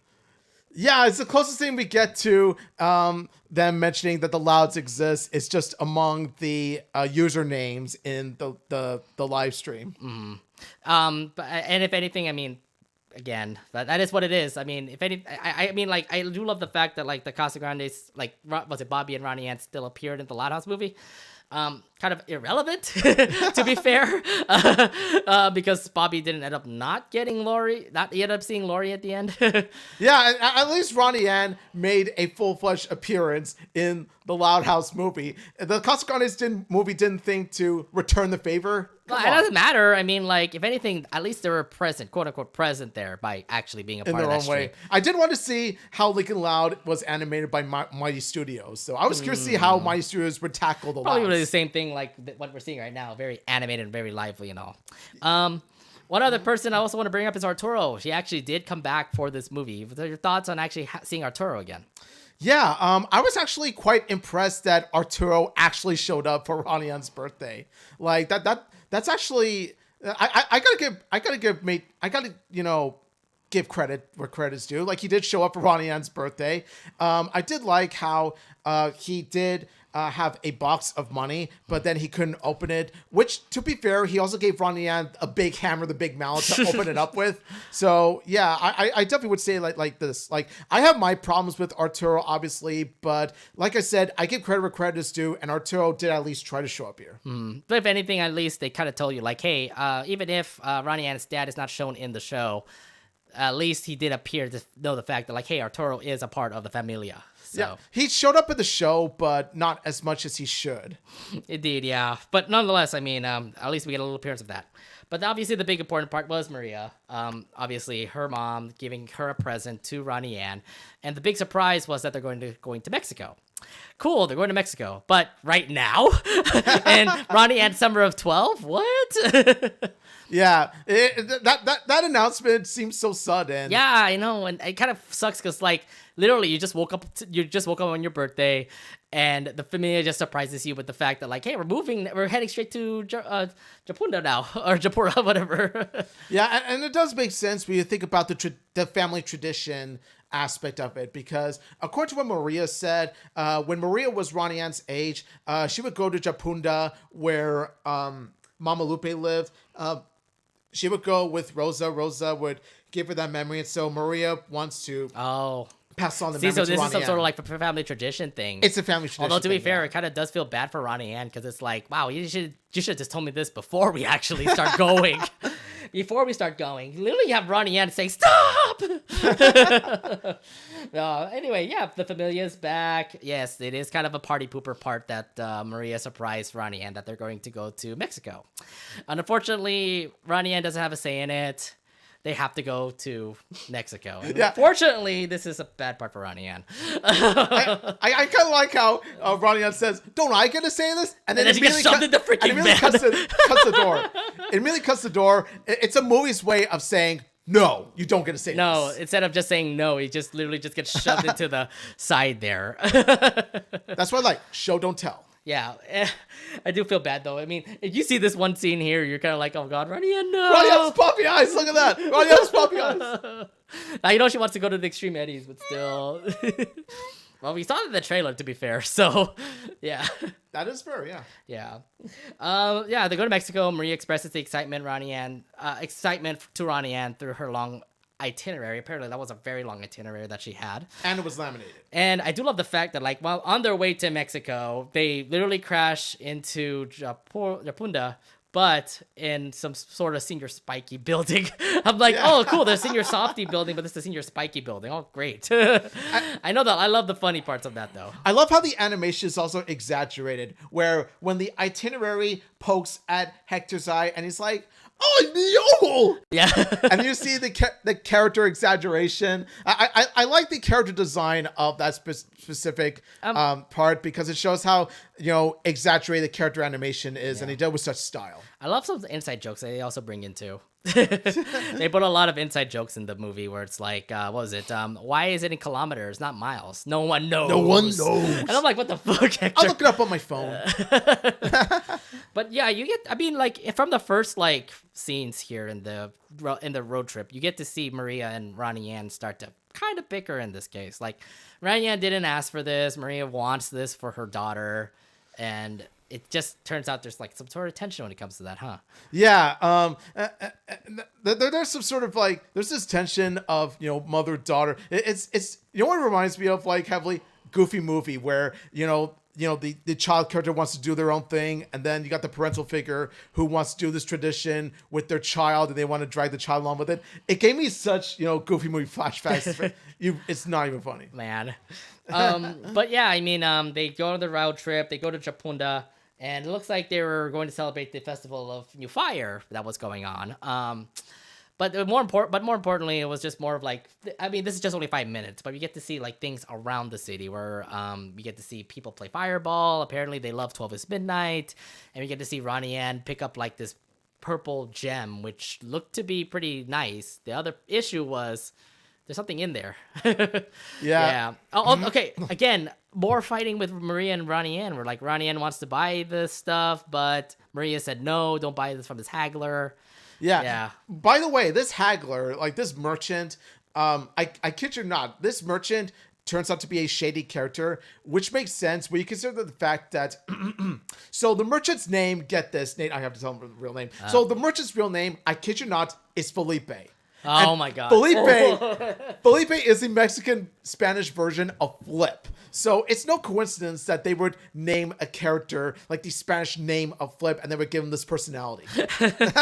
So yeah, I mean, I love the fact that they try to reference some Loud House stuff here and there with the Felipe. Oh my God. It's the kind of thing Flip would do himself, so yeah. Yeah. Well, looks like the Japunda looks like it's a really fun city. The Casagrandes familia they're having a fun time. And then Mama Lupe comes in, and this time they go to Mama Lupe's place, which is like on an island this time. The interior looks really nice, but there's something that is revealed about Mama Lupe. She used to play a sport called Fireball, and what it is that their own version similar to hockey, except for instead of a puck, they use a fireball. CJ and Carl are interested, and they learn how to play. Also, this one part here where we get to see like what happened to her teammates. Yeah. How do you like that part where like she talks about her teammates and they're all dead? Bunch of quitters. Yeah, I'm really excited we get to see Mama Lupe again. Because it's been a while since we've seen Mama Lupe. Also, she has appeared like in 2 episodes. It was the Mexican makeover, and there's also the one where Pancho gets married. Yeah, and to be fair, Pancho does get married. I mean, it's a continuation because you get to see Pancho with his wife in that scene too. And there's a gag in which there's a funny joke in which you see a lot of birds, they're flying, and then and then Sergio's like, "You've been you say? And then Padre's like, no, they're adopted. Thank God. I'm like, wait a minute, they're all birds. They can't do this now. Because based on how the female bird looks, yeah. They're not bunnies, okay? Bunnies don't multiply like that. Birds don't multiply like that, yeah. Well, we get to see like the whole the whole part about Mama Lupe's house. Like it's on an island. It looks really nice. And apparently this has been a house for generations. Mama Lupe has been there ever since she was born and stuff. Maria knows about the place. Rosa definitely knows about the place. It's very nice. It looks great. And then we also get to hear about the story about Punguari, which was literally like right next door to Mama Lupe's place. So yeah, I mean, the story kind of feels like very mysterious. The fact that like 800 years ago, Punguari got frozen into that island. The island's right there. And it's quite crazy, yeah. So your thoughts on like the sequences happening in these scenes? Yeah, what I like is that it like this the main storyline, the setting of this movie. I like how it ties upon the prologue that happened like 800 years ago. What I like is that this is a scene, especially with Mama Lupe's story, that connects these plots together. And based on this sort of connection, the movie is gonna, as the movie progresses, you're gonna see the prologue have even more of an effect on the story. But if anything, like here's your connection for that prologue. Like they kind of tell you, like, here we go. This is what happened. Mama Lupe's place is close to this island of Punguari, and Punguari is frozen, and she's covered in green grass right now. So if anything, there you go. 800 years ago, that island is frozen and all that jazz. Like it's a myth and legend and stuff. So you're kind of thinking like Punguari probably is gone. Like what Ronnie Anne is kind of thinking, like this island of Punguari, it looks like it's great. It's a great island, but I don't know about this legend stuff, so I want to go ahead and skate on it. I don't know, man. It's weird. And speaking of skating on Punguari. Well, that's right, because like on the next day, we get to see, well, first off, we'll do this part here. Actually, I want to bring this up here. Again, Maria and Ronnie Anne, I understand. Maria is trying to do her best for her daughter with this whole like festival of new fire and stuff, and just relating towards family and things like that nature. But Ronnie Anne says otherwise. She doesn't want to do that. So again, here we go. More bickering stuff happening here and there. It kind of makes you feel like that story is going to be coming up a lot here. Yeah, and I just want to say right now, this scene comes in full circle, and I'll tell you why. Remember Vacation Days, where Maria gets up and she sees Ronnie Anne smile exactly like that? Mm-hmm. Well, now the roles are reversed, and you see Maria waking up, and then Ronnie Anne, like you see Maria smiling at the Ronnie Anne waking up, just like that, just like how Ronnie Anne was smiling at Maria waking up to that. It's yeah, like I said, what I like about this side, it's continuity because it comes full circle. Mm-hmm. Yeah, so Maria wakes up Ronnie Anne. Ronnie Anne doesn't like it. Give me 5 more minutes. And then Ronnie Anne has this plan to actually skate on the island of Punguari. We also do get to this scene where we get to see Carl and CJ talk about Fireball, since they want to play Fireball, and Mama Lupe is helping them out. And we also get to see this one scene where Frida starts trying to relax, and she can't relax because the boys are laughing and stuff like that. And apparently she's good at Fireball too. Oh yeah, she's got quite an arm. She goes like. And FYI, Frida needed some representation. Thankfully, she did. And I'm like, oh my God, I missed that. I absolutely missed that. I've never seen Frida in so long. Yeah, she's got memorable moments in the movie too. Between her taking pictures of Ronnie Anne and be like, oh my God, pictures of this young lady. Yeah. And the scene where she hits the fireball, and then the fireball goes around like some sort of like pinball machine style. Yeah. I miss the short-tempered Frida, because like there have been so many episodes of Frida where she gets kind of like ill-tempered. Silent fights. She has like so many like times where she's just very excited. She's like very emotional, and here's one moment where she's also very emotional when she gets very angry. Elaine, you've seen it in Silent Fight, where she gets angry that she didn't get enough sleep because Carlitos was fucking crying throughout the whole like night or something. And this is her again popping up. She's not as angry as ever, but I do love the fact that she's like angry. It's just like, can't you see I'm relaxing? Yeah, my favorite line, by the way. It's like, can't you see I'm relaxing? She's the most hyper emotional character of the Casagrandes, and the movie reminds us of that. Rita was such a great character. It kind of sucks that we only had like 5 minutes with her. The only thing that's important about her is it's the fireball thing. That's it. Yeah. and that's my criticism of the movie as a whole, is that some Casagrandes characters are underused in the movie. I know, but at the same time, it's like an hour, 30 minutes. What are you going to do? Focus more on the main characters, which is Ronnie Anne and Frida in this case. And Pungwari. Yeah. Oh my god. We did mention this in the interview. Hashtag release the Puga cut. Hashtag release the Puga cut. Apparently the movie was actually longer than expected, guys. Yeah, according to the interview. Anyways, let's move on here. So things are happening here and there festival wise, but Ronnie Anne ended up going to skate in the island of Pungwari. Obviously Maria's wondering what happened to Ronnie Anne. She's over there on the island, and this is where we get to see like the Sid Donnie moment, where we get to see Sid and Ronnie Anne actually literally skate together. 12. And I thought that was cute. FYI, this Sid Donnie moment here. Well, I know. Okay, like 12, sure. 12. Okay. What the fuck? Yeah, your thoughts on this? Because it's like, oh my god, yes, they're together again and skating together in this one. Sid Donnie. Look, this is a beautiful Sid Donnie moment, because like the imagery is just, it's so poetic. You see Ronnie Anne holding up the 1 sign, you see Sid holding up the 2 sign, and then together it makes 12. It's just like this image just screams Sid Donnie. I just love this moment too. But I love the fact that like when they animated this scene together, you get to see Ronnie Anne and Sid literally skate together, going down a ramp together. They even like high-fived in between like cutscenes and stuff, which I thought was pretty cool. Down to the same facial expressions right here. Same facial expressions, same time to skate. Like, they even... The pacing of their own skating is definitely in sync with each other as well. And I do love it. Like, it's just... screams to Donnie, if anything. The good BFFs that they're together, yes. And even if they're far away, they at least can be able to like connect together by skating. We've been waiting for over a year to see this again. But there was also an issue that happened during their skate. The gem cracked open that Ronnie Anne is wearing right now, and it turns out there's something in there that summoned something in the island. Yeah, something pretty sus. Yeah, something so sus. It's weird because like you get to see a pile of moss literally screaming at Ronnie Anne, and then in the end you get to see this one girl who's literally trapped on the island with the leg under a tree and stuff like that. So I'm just like, anyone could get out of a tree branch. Come on. Yeah. I do love the fact, like I've seen a couple of friends keep telling me like, dude, like, this is actually easy to get out of. It actually is. And then like Ronnie Anne is just pushing that whole tree branch away, and then like you can just like easily slip. Like Pungwari could be able to like slip it out of her leg and stuff. It's that simple. Yeah. Well, here's the thing. Obviously, this is some random mysterious character that came out, and from your first thoughts, I'm thinking like, okay, this is definitely Pungwari. Yeah. Right? Your thoughts when you first saw her for the first time? Yeah, I thought to myself, yeah, based on what I've seen in the first movie and how identical they look, yeah, it's definitely Pungwari in human version, no doubt. Mm-hmm.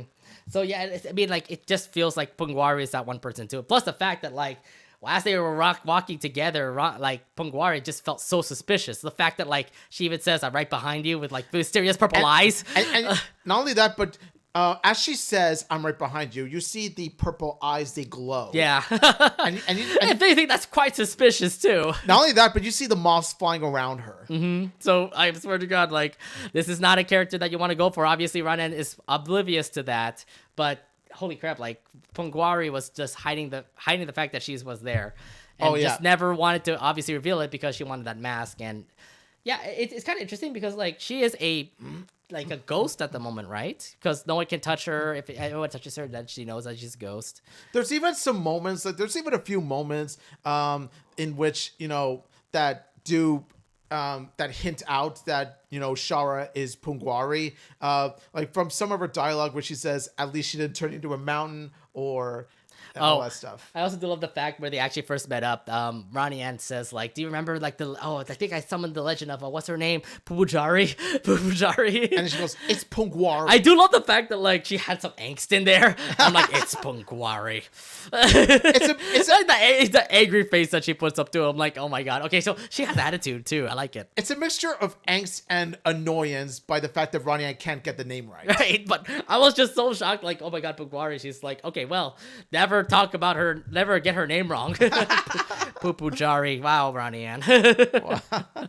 Well, no matter what, Ronnie Anne was able to get Pungwari out, and And then we get to see this scene where you get to see Ronnie Anne run back to Mama Lupe's place, and they were already doing their festive stuff. They already made some masks, but one person was actually upset, and that was Maria.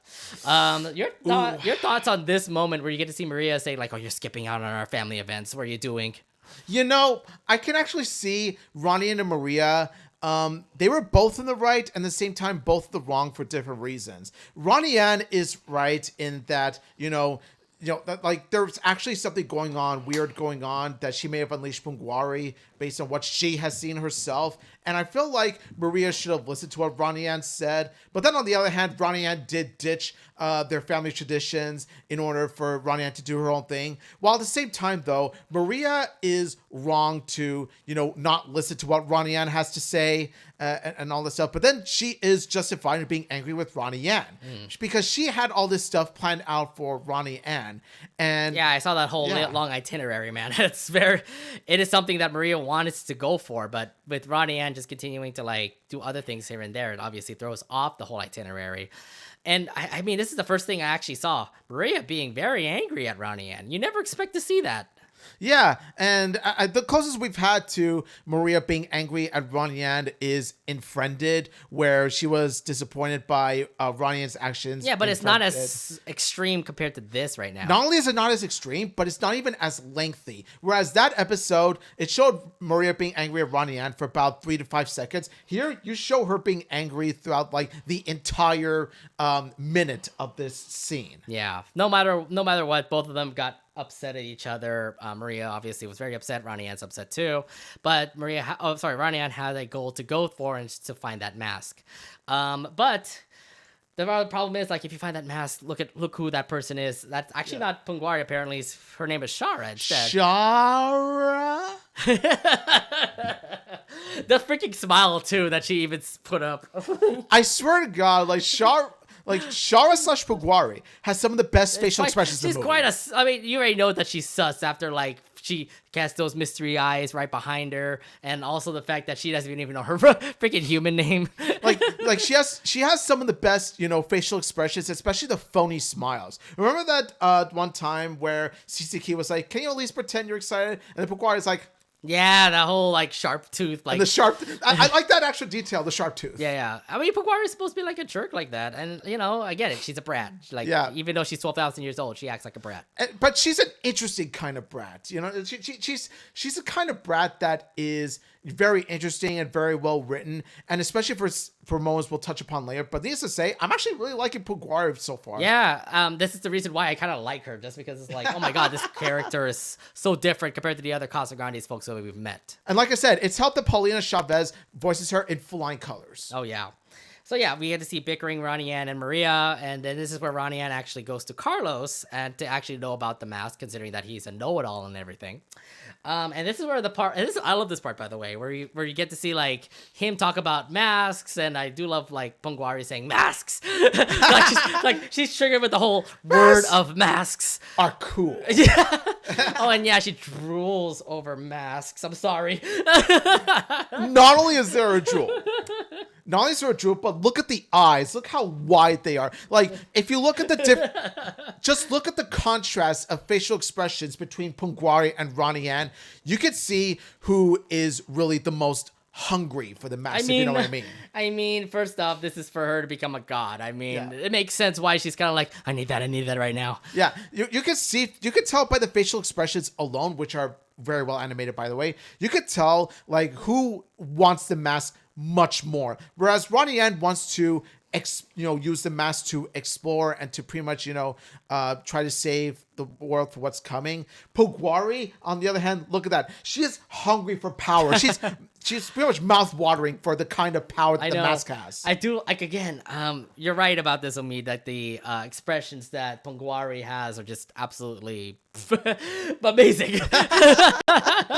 So, yeah, I mean, Punguari obviously wanted the mask, and then after getting some facts from Carlos, Ronnie Anne and Punguari, or Shara in this case, are heading off to the museum to get the mask, if anything. But we also do get to this one scene where we get to see the mothers of the Casagrandes meet up together. We get to see Mama Lupe, Rosa, and Maria together. And they were making some sort of food. Corondras. Yeah, corondras. But there was this one moment where we get to see Maria absolutely furious. Yeah. What are your thoughts on that? I'm like, oh my God, Maria, whoa, this is nothing Boom, new. boom, boom, This is supposed to be our summer. This is supposed to be our summer. So that was one thing. But this one scene here where we get to see the mothers actually find peace By the together. way, Darren McGowan's favorite scene in the movie. We're watching Darren McGowan's favorite scene in the movie. I think this is one of my favorite scenes too. This just because you get to see the mothers just be together, just pretty much talk about them just being mothers and stuff. Yeah, I think it's definitely up there as one of my favorite scenes as well, just based upon the fact of how this has apparently been how Ronnie is behaving. It's not necessarily new in the family, because Ronnie Anne's rebellious side is actually something that goes on for generations. So when Maria vents about how Ronnie Anne wants to do her own thing, she has these plans for Ronnie Anne, Rosa reminds Maria that she was quite similar to how Ronnie Anne was when she was her age, when she skipped school to go to this carnival. Same thing goes with Rosa too, apparently. Yeah. Mama Lupe even reminded Rosa, hey, who went to the barn just because I can't bring the goat in the house? It was a donkey in the room. Donkey, whatever. But yeah, it shows how Rosa was no different from Maria when she was young and Ronnie Anne now. So Mama Lupe brings up a good explanation for it. And this rebellious side that these women have had at some point in their childhood all stems from the tribe called the Chancla Warriors, in which are this group of fierce women who worship the goddess Sisiki. It's true. And I can't really say much more about this, but it's just more of a touching moment. The fact that Maria is just absolutely angry. And look, and we talked about this before, Maria being rebellious too. I mean, she did have a rebellious phase where she actually skipped school to go to a carnival. Again, we did talk about this in an episode of the Loud Casa Talks about the mystery of Maria. So yeah, she's a rebellious type of person, I guess. and I mean, Ronnie Anne is like that too. And I'm like, Maria, hey, you did this too. So if anything, she needed to get reminded by her mom and her grandma to say, you did it yourself as well. Let her live a little too. Exactly. And watch Ronnie Anne, when Ronnie Anne becomes a full-on adult, and then she has some sort of Ronnie-kin kid of her own. Oh my God. Yes, I said Ronnie-kin kid. Okay, whether it be watch Ronnie Anne and Lincoln name their kids Toby and Rochelle. Oh my God. They'll name their names after them. But yes, no, Ronnie Anne is gonna experience this too. When she gets to be Maria's age and she has a daughter of her own, I have a feeling it's gonna be like this as well, where Rochelle. Let's say Rochelle, who is eventually going to be the name of Ronnie Anne's daughter. Rochelle is going to go through a preteen phase where she has a rebellious phase, and then Ronnie Anne is going to have a conflict between her and Rochelle. Oh my God. Ronnie Anne, you're next, by the way. So I can't wait to see you up on that hill later next time with your mom and Rosa. So. Oh yeah. Who knows if Mama Lupe actually lives It's a generation thing.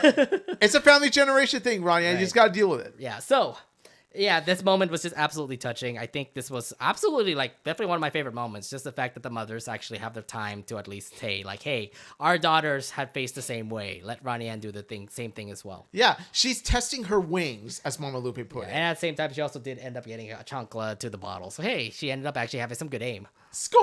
Yeah, I just remember her throwing it, and then it was just absolutely right in front of her. Oh, Ronnie Anne's supposed to do these. She's angry. Get it? She's angry.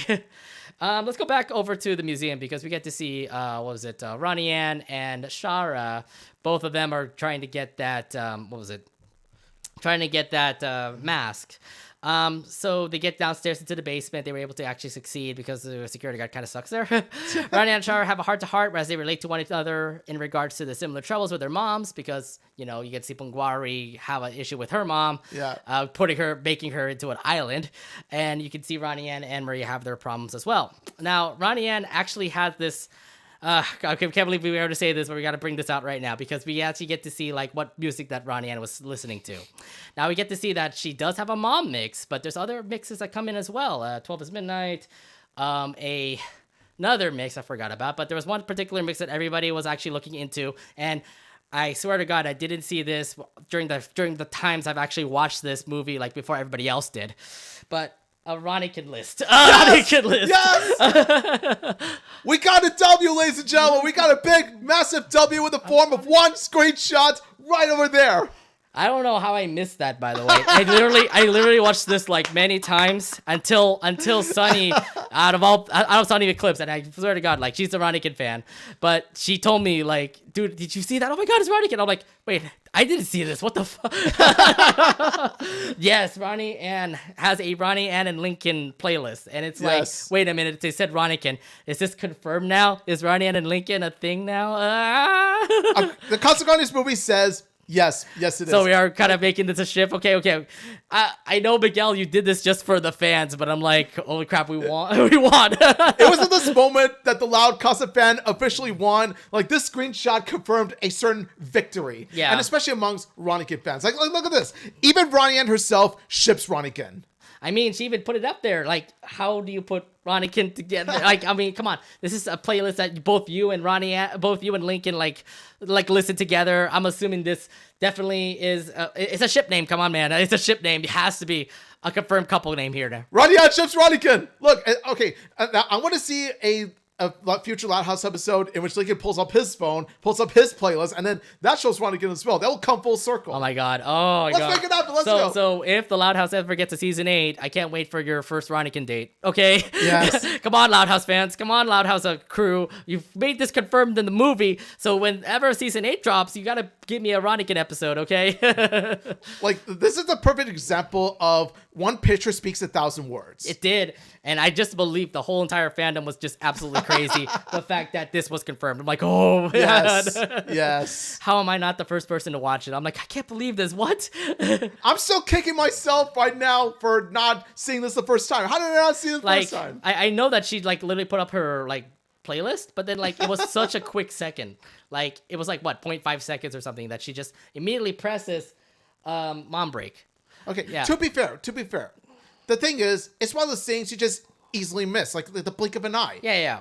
It's one of those things you easily miss, just like Andrea in that last episode. So for those in chat, for those watching, come on, you can't fault me for. You can't fault us for not recognizing the first time. No, look, it's a second. I'm surprised. Out of all people, it's got to be the RONNIECON shipper, the RONNIECON fan, Sunny, to actually say that. I'm like, well, I mean, how did you notice? What the hell? I mean, of course, it's no surprise that out of all the Loud House fans, the first one to point out this would definitely be the biggest RONNIECON fan herself, Sunny. And shout out to Sunny. And yeah, for real, like, thanks, Sunny, for letting us know about that. And some other folks actually noticed it too. So whoever put it up on Twitter, you guys were the ones who first see it. And hey, congrats to y'all. Yeah, congrats to y'all for beating us to the punch. Yeah, definitely.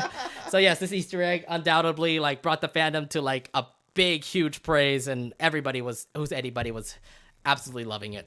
Yeah, us included. Yeah. All right. So, again, besides this, we do get to see the mystery underneath the whole museum, where we get to see Ronnie Anne summon this door, and Ronnie Anne and Shara end up going to this mask area, literally a hidden room in the museum for some reason. Like, you can only activate it by that little jewel. Yeah, the jewel has some sort of like magic to it. Yeah. Like the gem that was in the necklace is pretty much its own character itself, because it acts as a guide to Ronnie Anne to point out the clues and hidden places to unlock this the other side of the museum. So yeah, I thought it was a nice magical touch. Yeah. So in this room, they actually found the mask. FYI, I don't have any more clips, and I don't have any more snips, unfortunately. So this is where we actually have to stop the snips here. Yeah.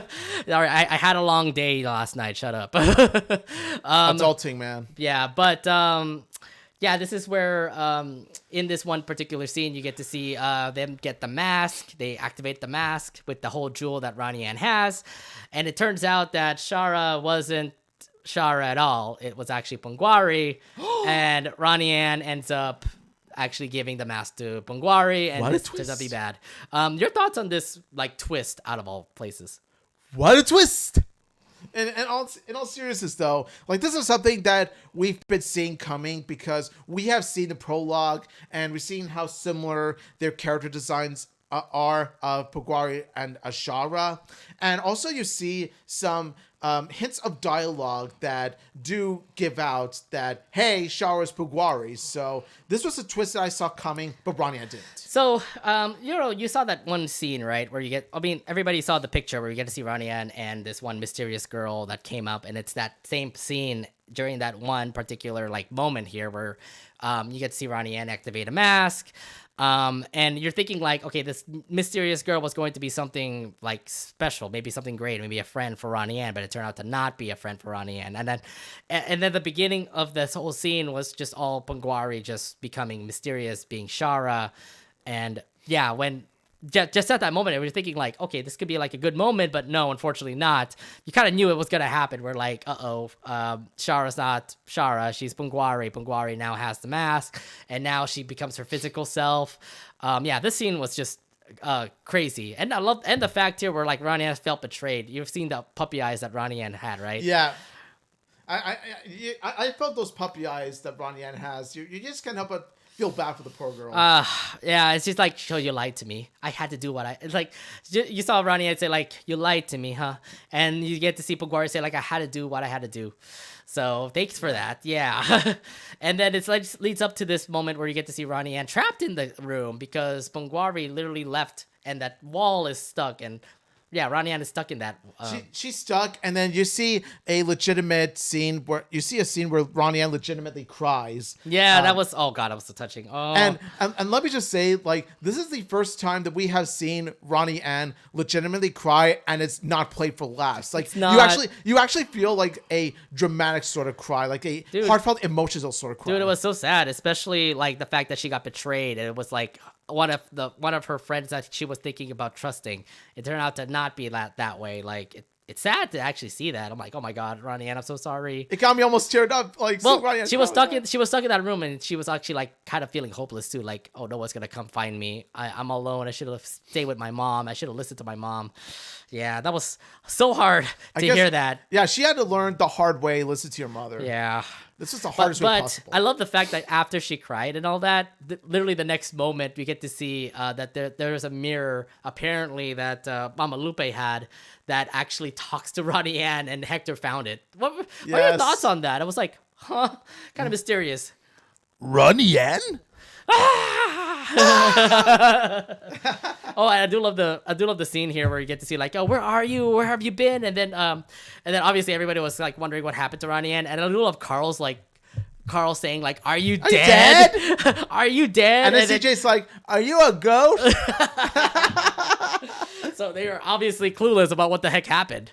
And then you get to see what is considered peak voice acting from Isabella Alvarez. Oh god, she does a quick recap of that was crazy. Like she even like put it up on her Twitter too. Yeah, how she was able to record that line. It was also really fast too. So you're not gonna be Isabella, okay? So stop trying. Okay, yeah, no. Like, I wish I were that talented. But no, like Isabella is a voice acting goddess, no pun intended. So I gotta give my props to her. Ronnie Anne's not the goddess, by the way. No, I said Isabella's voice acting goddess, not really literal goddess.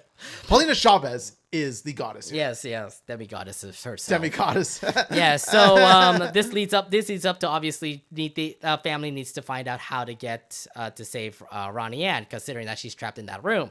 So we get to see these like sequences here and there where we get to see the Casagrandes go back to the museum. I do love the fact that like even if they try to go back all together, they like fly on a plane all bunched up together, on a ship bunched up together. Don Tato, man. Don Tato. Yeah, and he's like the manager of the place. He's not like anybody close to the Casagrandes. He's just like some guy that runs the house that the Mama Lupe has. Which is funny because when I first looked at him, I assumed that was Mama Lupe's husband. Oh. She said he's a manager. So no, that was before she brought up he was a manager. Yeah. You're thinking about it. You would have guessed, like when you see him, you would have guessed they were married. I guess, but he felt kind of younger than Mama Lupe, to be fair. Really? Because Tontato looks really old, man. No matter.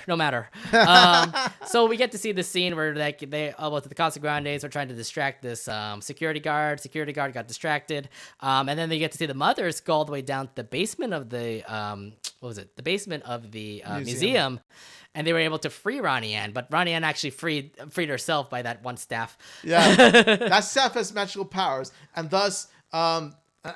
Maria and Ronnie Anne reunite with a hug, and then Maria's like, see? Now this is what happens when we go sneaking off. Maria, why? God, this is where I get kind of like irritated about that. Maria, I get it, like you're a mom and all that, but come on, you had a moment where like, hey, you've got your daughter back. Hey, are you like, aren't you supposed to be like happy like your daughter is actually back in your hands? I mean, she is, but at the same time, she actually had to bluntly, state what was obvious. I hate like, that. I hate that. I'm like, it makes sense why Ronnie Anne says, "Are you serious right now?" I'm like, come on, look, there's a freaking goddess that's about to be getting out. But I guess Maria doesn't know about the whole Pungwari thing.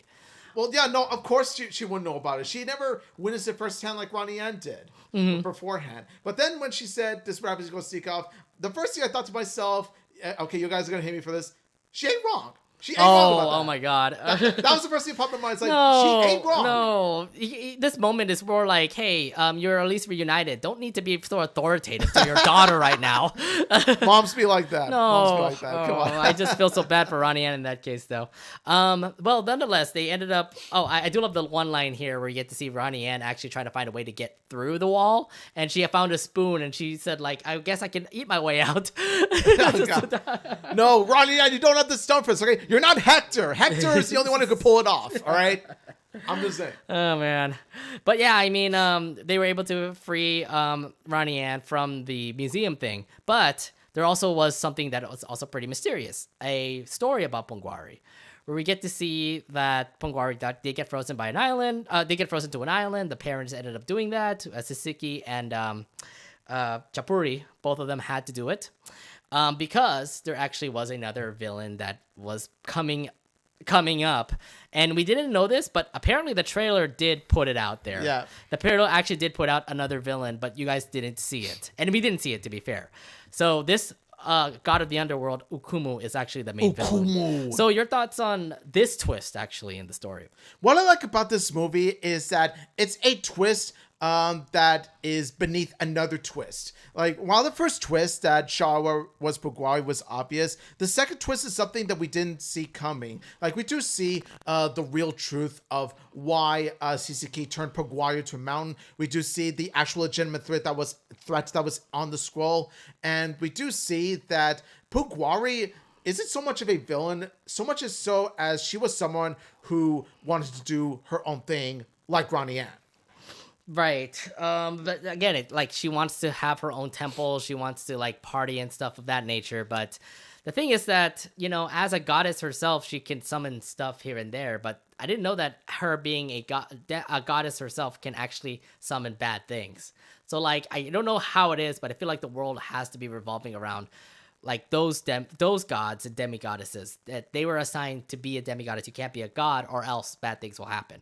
Mm-hmm. And that's what happened here, where like when Pungwari ends up becoming that god, she obviously ended up unleashing chaos to the whole entire village, that they can't do anything about it, but having Sisiki and Chipurli end up actually freezing her in order for that Ukumu to go away. Mm-hmm. Yeah, it was such a interesting story to say. But yes, Okumu is the main villain, and I was like, oh, not Pungwari. Okay. And what I like about it is that it's sort of like, they make the villain twist very obvious, but I like the fact of how the actual legitimate twist is that she wasn't a villain in the first place. Mm-hmm. So that's what I like about it, is that they didn't go with just the obvious twist of, oh, Pungwari is the big bad guy all along. That's what I like about how they handle Pungwari's writing, is that they make her more fleshed out. They make her more well-layered than just the big bad guy. Well, yeah, she was the big bad guy, but we also do get to see later on about Pungwari, about, how she is as a better character to say. Yeah. But to say the least, like, okay, well, we have a bigger threat to actually watch. Ukumu is the main guy that we have to look out for. Look out for. And we get to see these particular scenes here. We get to see Pungwari with the mask. She starts actually becoming the goddess, and things go awry. Where you get to see like the ocean go away. It's like a big cracks in the earth are forming, and she has her own temple, and apparently it's like a DJ temple to say. Yeah, a DJ temple where she plays the music. She plays 12 is Midnight, by the way. Yeah, I know. She plays 12 is Midnight. I didn't know that was a 12 is Midnight song, by the way. I would picture Pungwari being a fan of 12 is Midnight. I'm assuming just because the town is full of 12 is Midnight fans. Yeah, and also she's a preteen girl, and usually like preteen girls go for K-pop bands like 12 is Midnight. I guess so, but then again, they go for all kinds of boy bands, so there's that. Nonetheless, so the issue now is obviously they have to go to the temple to stop Pungwari. You get to see the scene where you get to see Ronnie Anne like fly to Pungwari's temple thanks to Sergio and Paco. Yeah, that's actually another thing I want to touch upon is that in this movie, Sergio managed to impress me. He's actually likable. Actually not much done with Sergio. All they do is just like help Ronnie Anne with this mission stuff. You don't really see much about Sergio at all. No, but like that's actually a good thing because like they play Sergio as the supporting character and they use him whether they need to. Like he actually manages to be likable in the movie as opposed to the series. Like, oh my god, yeah, I never thought I would say this, but the 99 Cent Iago manages to be likable in this particular film. What? 99 cents what? 99 Cent Iago. Yeah, oh god. Remind me Good on him. Wait, who's Iago again? I forgot. The parrot from Aladdin. Oh, come on. You can't compare him with Iago. Iago's a different kind of level. But they're both talking birds, so and they're both comedic birds. But yeah, no. Regardless, comparisons aside, Sergio manages to impress me by actually helping out the Casagrandes, even if it is a supporting role. So he helped Ronnie Anne head up to Pungwari's temple, but there was this one scene where Maria wanted to do it as well. Like she tried to help by like driving the car into a freaking like ground of like into nothing. And I'm like, I just feel like this is just a motherly touch thing. Where like, oh, my daughter is gonna be in danger. I have to help her out. Yeah, motherly instinct. Like motherly instinct does tend to kick in, especially when your daughter is in a dangerous situation like that. So yeah, so I like, oh my god. Maria, I think, is just starting to impress me throughout this whole movie. She gets angry because Ronnie Anne is not listening to her, and then she does whatever it takes to make sure Ronnie Anne is safe. I'm like, oh my god, she's so different compared to what we see in the show. Yeah, what I like about this movie is that it does the mother-daughter relationship of Maria and Ronnie Anne so much justice, because when you look at the Casagrandes show, they don't really show much of Maria's character or Maria Ronnie Anne's mother-daughter relationship as they should have. The closest we've got to it was Vacation Days, but that's really about all that you see in terms of their actual relationship. I keep saying this, Maria didn't really have much focus on the Casagrandes show, and thankfully they actually focused on her in this movie because there's so many other layers that comes in with Maria. Like there's so many things that we've never seen from the show, and thankfully we were able to see it. I mean, let's be real here. If the Casagrandes hadn't milked so many Carl Casagrandes episodes, we could have gotten a legitimate episode of Maria, okay? All right, Casagrandes show? Okay, anyway, back to this. Oh my god. But I want to touch upon Pungwari in the DJ Temple for his minute, because there's actually a scene in which Pungwari tries to party in the temple, but there's no one there to celebrate with her. So she actually feels legitimately alone. So she actually feels unfulfilled in her quest to becoming a goddess and partying in the temple because there's no one there to celebrate with her. Yeah, and that's what makes her like kind of alone. But at the same time, you get to see Ronnie Anne come into the whole party. But this is where we get to see Ronnie Anne actually talk about the full story about Pungwari, where she didn't actually get frozen by default because the parents hated her or anything. It's because Ukumu was the main villain, and for Ukumu to stay grounded underneath the floor or underneath the underworld, they needed to sacrifice themselves. And that's when Pungwari started to actually change her heart. Your thoughts on like Pungwari actually like changing her ways starting from here? Yeah, I like how if there's any character that would make Pungwari have a change of heart, it would be Ronnie Anne herself, because it's the only human character ever since like after she turned into a mountain in which Ronnie Anne is the only human in which Pungwari had a legitimate bond with, even if she did deceive her in a way. She did say at one point, "You are pretty cool for a human," and I think she really meant it. Yeah. Because when Pungwari looks at Ronnie Anne about how she deals with issues with her mom, Pungwari reminds Ronnie Anne of herself and how she deals with her own issues with Sisiki. So yeah, you do see the bond. Like I've always felt that they have some sort of like BFF vibe to it from beginning to end. I have a feeling like they're going to be like sisters to say, like Yeah. from the way I'm seeing Ronnie Anne and Pungwari. But the thing is, like, I don't think it was, considering the fact that like Pungwari literally trapped her in a room. Yeah. So Which Ronnie Anne pointed out, not cool, BT dubs. BT dubs, yeah. I kind of like that too. It's just like the same old lingo and things of that nature. But yes, that whole story was actually impactful. It just tells you like Pungwari was not frozen for a big reason. It was for a big reason, but it wasn't before a hate that was it Chipiri and Sisiki both hated her or anything like that. It was more towards like we needed to make sure you're safe or make sure that power is gone, or else Ukuma will come out. Yeah, so it wasn't out of hate or spite. It was rather out of love and compassion. There you go. Yeah, that's a cool way to put it that way. So, yes, what was it? Pungwari finally gets her story. Ronnie Anne finally gives Pungwari the realization. It's like, hey, you're not a bad guy after all. We have to save Ukumu. We have to defeat Ukumu or else the world is going to be destroyed or something like that. Now, we do get up to this one scene here where we get to see Maria actually still try to rescue Ronnie Anne, and there's one dramatic scene, and I swear to God, Netflix has changed that freaking cover photo, because you get to see like Maria literally like hanging on a cliff, and you get to see Ronnie Anne trying to rescue her, and I'm like, oh jeez, no! Maria was about to die! Maria's about to die! My heart was broken! Yeah, that was hella dramatic too. No! My Maria can't die! My Maria can't die! That scene kind of like hella slow motion, and you're thinking she was going to fall for her death, but at that last moment she ends up actually taking out the whole itinerary.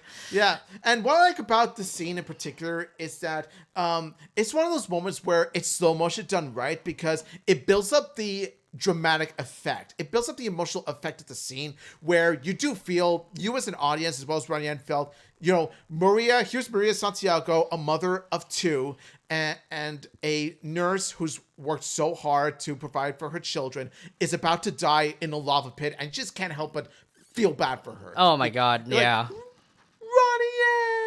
No, God, no, don't get me go back to that. No. Yeah, God, that whole scene itself, it's like, oh my God, please don't let her die. I mean, like, that was the thing. I was kind of like, when I first saw the movie, I was like, oh, please don't make this happen. I know that, I'm like, in the back of my mind, I'm like, she has to live. I don't think she's gonna die. This is a kid's movie. She can't die. She has to live! She has to live! This ain't Amphibia, okay? But then, like, Maria, for the power of the itinerary, manages to pull it out, and then Ronnie Anne grabs the other end of the itinerary, pulls Maria out. Yeah, of and then danger. you get to see both of them like on Pungwari as a coyote. So and you see Maria with a combination of being proud of her and scolding her at the same time. oh And my it's like, God, Maria, please stop being a mother this time. You almost died. Yeah, it's like, oh, Maria, I'm so proud of you. Don't ever do that again. Oh, I love you. In the end, they ended up actually going back to the island of Chapunda, and it looks like Ukumo is actually coming out. This actually leads to Casagrandes in a panic. But here we go. This is the main guy that we're going to focus on. It's Okumu. But obviously, Casagrandes don't know what to do. Ronnie Anne has to calm them down. Either way, this kind of feels very Lincoln-y, by the way. Yeah. Seeing Ronnie Anne have a plan where like Ronnie Anne and Pungwari were going to fight Ukumu, while at the same time, the Casagrandes were also doing their own thing where the whole family has to find that flame, and the mothers have to find that chancla that defeated Ukumu. Yeah, I'm just saying this right now. This is where Ronnie Anne plays the role of woman with a plan. Yeah, there you go. See, that tells you something. RONNIECON is a real thing, guys. I feel like she's bringing it down. She's bringing it from Lincoln. She's learning from her boy. She's learning from her man. She's learning from her man. So yeah, there you go. So your first thoughts on Ukuma, because he feels like hits the devil. Yeah, Ukuma looks like the devil, and it's like, oh God, please don't mess with him or else. Yeah, Ukuma looks so threatening. Looks so massive. He looks like the kind of guy you do not want to mess with. Indeed, yeah. So, unless you're Ronnie Anne Pungwari. So Ukumu, you have to defeat him because you don't want him destroying the world or anything like that. Yes.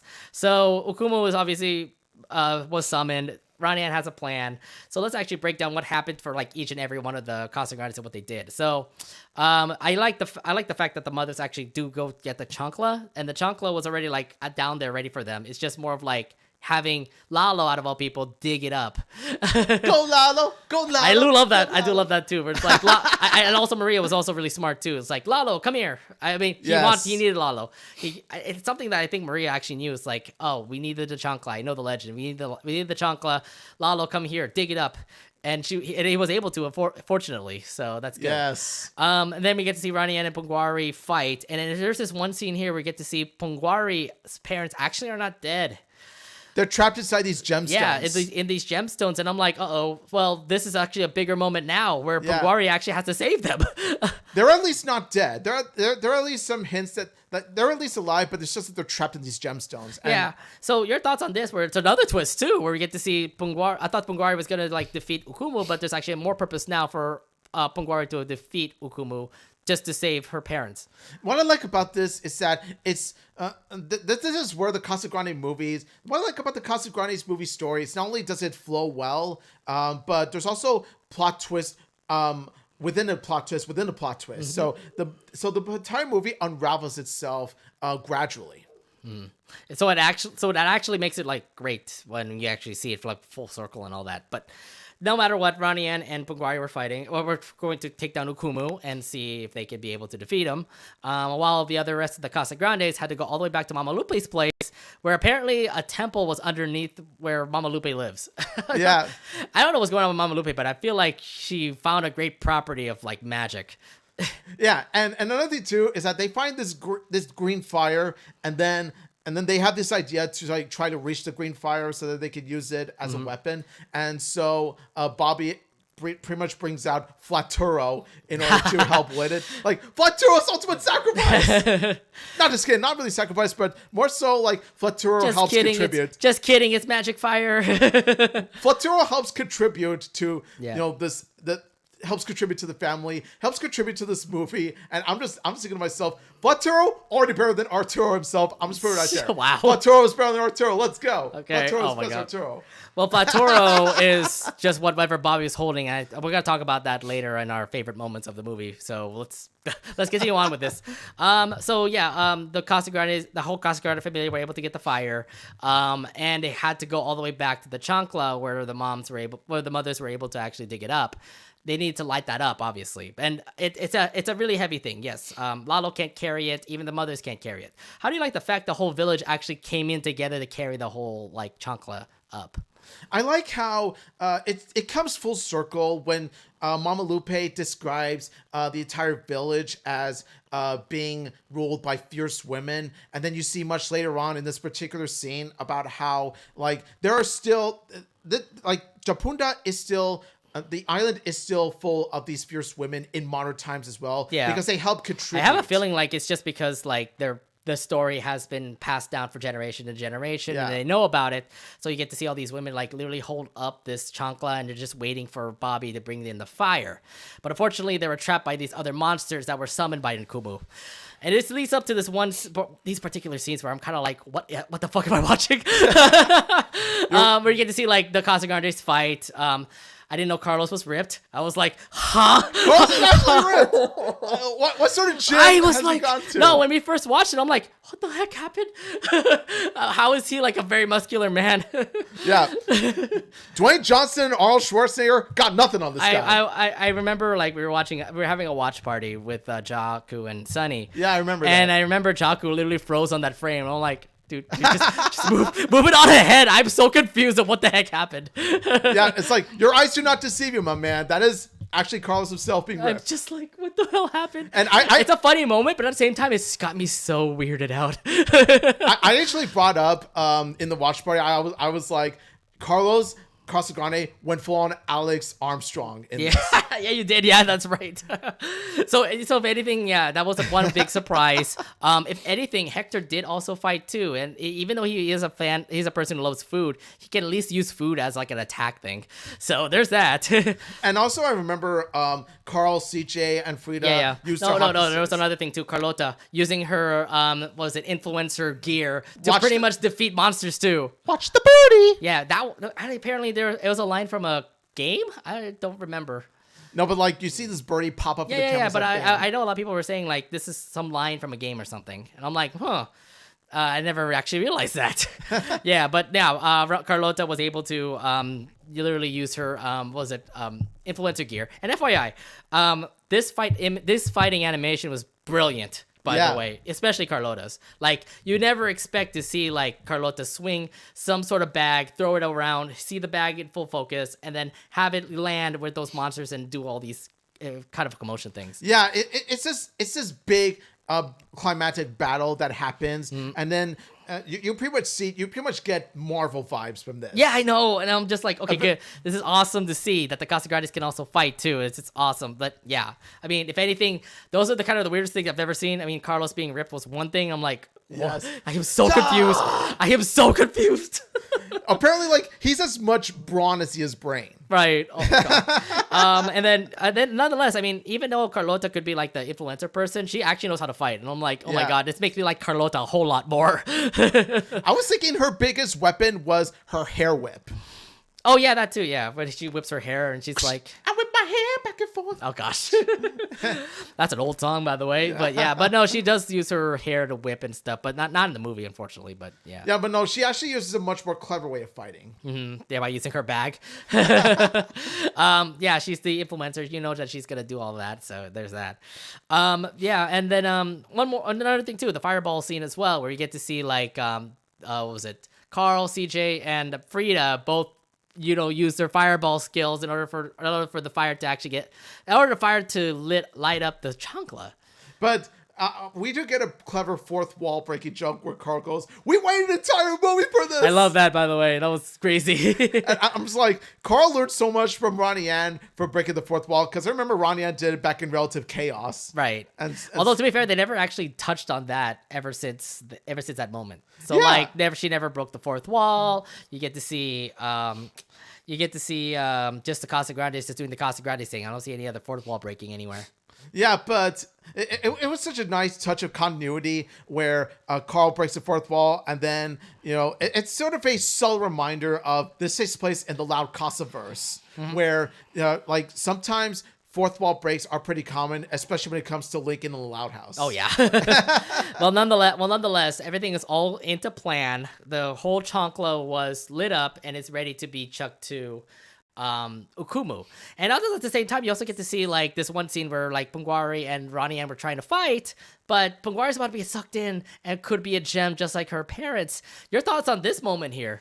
My heart was weeping for Pungwari as she was getting sucked in. I was like, please, someone save this coyote. And then Ronnie Anne tries to grab hold of her, but then before Pungwari gets sucked in, lo and behold comes the fire-lit big chancla statue that hits Ukumu in the face like pow! And thankfully Pungwari is not getting caught in the gem or anything like that. And we also get to see Ukumu not on fire. She's pretty much all skeleton. Yeah. I do love the fact that like both Ronnie Anne and Pungwari were like disgusted out by that. Yeah, like this is the part where Ukumu becomes dry bones. Pretty much, yeah. And they're kind of like, ugh, disgusting. Yeah.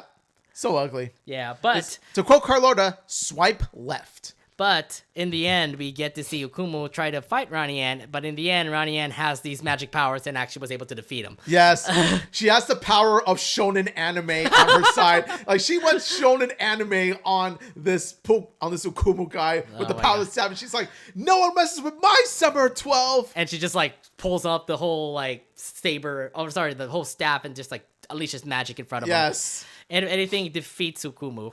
And I do love the fact too where we get to see Pungwari like rescue her parents also. Like, they're all gems, they're all destroyed, but don't want them to break, obviously. So she like runs to them and like was able to get them by biting on their gems and stuff. But yes, they're saved. Yes. Thankfully. And then I don't know, one more thing too. If obviously the ground is breaking still, Ukumo can come back anytime. How'd you like the fact that like Pongwari actually took down her whole temple to seal up Ukumo? Now that right there is legitimate redemption right there. Like, of course, you see Pugwari helping Ronnie Anne, which is a start, but seeing Pugwari make the ultimate sacrifice because she's been wanting the mask for so long. She's been wanting the temple for so long, but then you see how it didn't exactly amount to the way that she wanted, and it amounted to nothing because of how no one showed up in her temple, and also the fact of how ever since Ronnie Anne revealed of what really happened during Pugwari being turned into a mountain, she then has a change of heart and decides to be on the good side. You just see like Pungwari make an ultimate sacrifice, complete the redemption. If anything, this is actually the big moment for Pungwari to not be a god anymore and actually become the same demigoddess that she was before. And if anything, this is kind of like her way of accepting that she's going to be a demigod. And it's just so great to see that, just to see the fact that, Pungwari just absolutely changed her heart. Like, she was supposed to look to be the villain, but now she's actually like the hero, helping out Ronnie Anne, helping out the protagonist, and becoming a very awesome character. I know, yeah. And what I like about this scene is that it returns the favor of her showing her love for her parents by doing the hard thing. Whereas in the beginning, we see Chipiri and Sisiki doing the hard thing by turning Pugwari into a mountain in order to save her because they love her. It comes full circle. Again, this movie's full of full circles. Yeah. It shows Pugwari showing love in return by sacrificing the one thing she's always wanted for years in order to save her parents. Yeah, and I think that's an absolutely ultimate sacrifice. No matter what, Pungwari definitely was absolutely the best character, I think, in the show. I mean, you could maybe put the second case for Ronnie Anne and Maria, but Pungwari, like, you were thinking a villain, but she turned into an absolutely amazing, like, hero. Yeah, like, the way Pugwari is written, it's just so well layered, so fully developed, and just so memorable from start to finish. It's just, Pugwari, I'm going to say this right now, Pugwari is my favorite, Loud Casa movie character. And I'm not talking about those that originate in the show. I'm talking about those that originate in either Loud House or Casagrandes Movie. Wow. Pugwari is my favorite one. No, if anything, and she just became one of my favorite characters that I even put like Discord server images of me, of myself with Pugwari. Like, so if you ever see like Nate's GP or whatever name comes up and you see Pugwari, that could be me.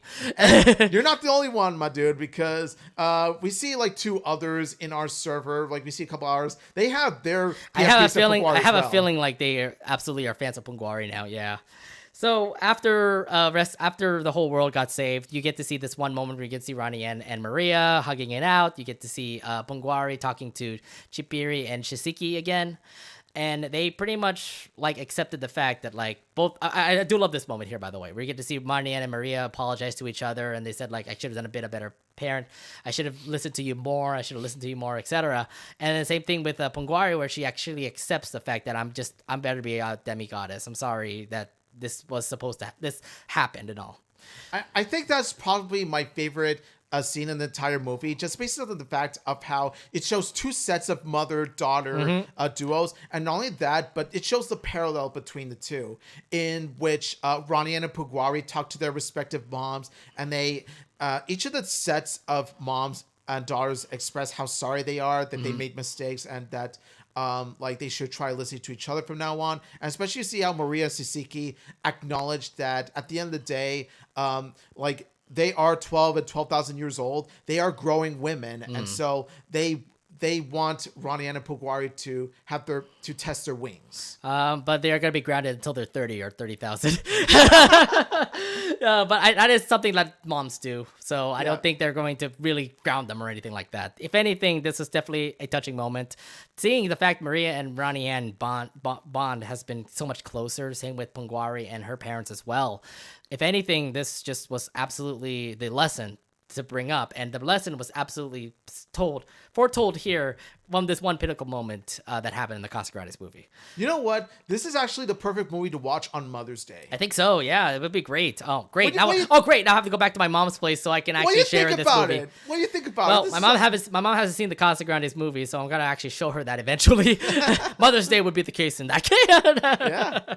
All right. So yeah, that pretty much sums it up. We also do get to see a scene where everybody was celebrating the Festival of New Fire. Everybody was playing Fireball. Ronnie Anne was talking to Sid about like how awesome Mexico is. And at the same time, you get to see Maria and Ronnie Anne hang out together. And then we also get to see Ponguari, Sisiki, and Chipiri all fly together throughout the night sky. Like one big happy family. Yeah, if anything, that's like the conclusion of the Casagrandes movie. But yes, it was overall quite an exciting movie. Yeah, and it definitely served as a powerful Casagrandes series finale. Like, and of course, this is not the first case in which we've seen a movie serve as a series finale to a beloved show. Of course, you got Hey Arnold the Jungle movie that served the same purpose. This here is no different. I think it feels like it's so much better. I mean, even if it's like kind of biased just because we're both Casagrandes fans, it actually is a good way to close it out, considering like everything is pretty much all tied up. And I feel like they did a great way to do it because, again, we've talked about it. Maria wasn't really focused in the Casagrandes show, and now we actually get to see something about Maria that's brand new to all of us. And I absolutely love it because Maria is just an absolutely great person that we never expect to see because we never saw her in the show. Yeah, the movie definitely rectifies that particular situation, the problem with the Casagrandes show. And I did talk to the staffers, told them like this story is about a mother and daughter thing, and they also agree about it too.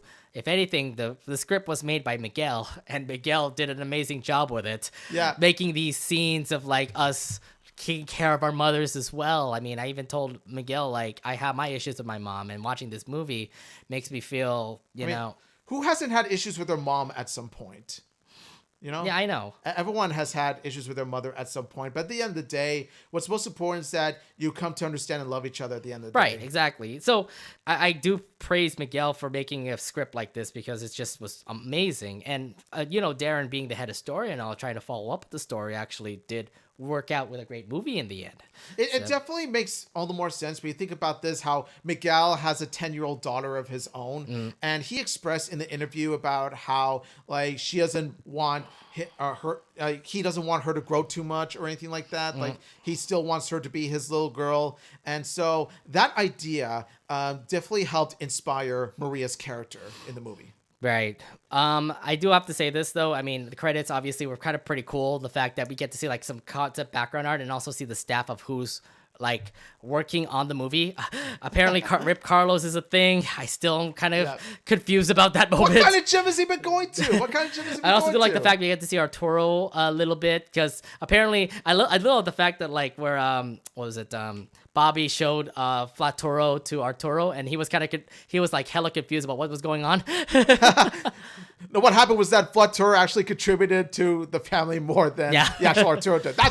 That was what's going on. And then we also do lead up to the credits where we get to see like everybody who's worked on the movie, including some pictures of Flatoro that Bobby was taking, which I was pretty sick actually. Yes. The bond between Bobby and Flatoro is just so wholesome. I want to see Flatoro in the Loud House. And Flatoro in the Loud House. Just for goodies, they did put up this image to take the so Casagrandes fans. My heart! It's so beautiful. Look at this. This is better than the Loud House one. Yeah, no, because for one thing, you only got Lynn and Lana and the dragon in that message, but then you got that image here where it's very well crafted, very well painted, and you got Ronnie Anne being the main character. I love the fact that like we were actually thinking that this movie was over, but I had a feeling like we had to watch the credits and all. Because like what they did for the Loud House movie is that they actually thanked the people who worked on the Loud House and the Casagrandes, the big fans and everybody in the staff. Yeah. With like a big like banner saying like thank you to everybody. And then over here, Miguel didn't fail to impress with this one here. I was like, holy crap, this was amazing. That is just so touching. Like this image really does what the image is saying is definitely thank you. Like this image is a celebration for the And- Loud Casa cast, crew, and fans like us. And knowing the fact that this could be the last time we'll get to see the Casagrandes, I think this is a great way to say it, considering this may be again, no more Casagrandes. A great way to put it would be like this. I'm like, oh my God, this is a great touching moment here. I remember we were both watching the movie and you were saying like, thank you, Miguel, or something like that. Yes, I was. I definitely was, because this really is beautiful because, like I said before, this is a Casagrandes movie of thanking us and the cast and the crew for having Loud Casa in our hearts. Yeah. All right. Well, that is pretty much the entire movie, so it's time for us to actually review it. Omid, do you want to go first? Yes, I'm serious right now. Like, this movie is... There's not a way to put it. It's definitely awesome. What I love about it is the great respect to Mexican culture. The animation is very, very stellar. My studios really nailed it. And there is some touching themes of familia, especially between mother and daughter, that pretty much is parallel, showing how Ronnie Anne and Puguari are two sides of the same coin. And also, the climax was definitely very badass and so much awesome action-packed stuff. So, and all that stuff. And, you know, dare I say it, like, if you were to compare it to between this and the Loud House movie, I would say that this movie surpasses. This movie definitely surpasses the Casagrandes movie to me. Sorry. The Casagrandes movie definitely is better than the Loud House movie. It to is me. better. I mean, animation-wise, story-wise, the meaning behind the whole movie is so relatable compared to Lincoln. Like, I don't know if I want to say like Lincoln's Loud House movie feels more like the old first season Lincoln to say, kind of, but I don't know. Here's the thing: the Loud House movie is great on its own because it served as a bridge between seasons 1 through 4 Lincoln and seasons 5 and beyond Lincoln, like the bridge between the two characters. Casagrandes movie is better because it served a better purpose, and it's to serve as a powerful series finale. Mm-hmm. And I feel like it works out here indeed, because like so much impact in this movie, so much like meaning and story in this movie, and if anything, like I said, relatable, knowing the fact that this is a mother-daughter movie. Like, moms and daughters have their issues here and there, and they can be fixed by talking it out. And a good way to do it is what we saw in this movie. Yeah, this theme of mothers and, you know, daughter relationship, it doesn't apply to just daughters. It applies to, you know, kids of all ages, and dare I say it, even applies to people of all ages, because people of all ages have had issues with their mothers at some point. But like I said, the important thing is that you communicate with each other, you love each other no matter what, and you got each other's backs. Yeah. If anything, again, the animation is just absolutely peak. They did an amazing job by having Mighty Animation come in and actually work on the animation. I know there's another company that also worked in the animation, but I forgot the name, so I can't say it. I forgot. I can't say the name right now. But Miguel, Darren, Lalo, everybody that was working in the film, they know that this is just one last thing that they're going to do, so they wanted to impress it for the Casagrande familia, or the Casagrande fam who's watching the movie, and it absolutely was brilliant. Like, animation wise, story wise, things here and there. I mean, there's so many strong points I could bring up. I mean, the story of Puguari being an amazing character herself.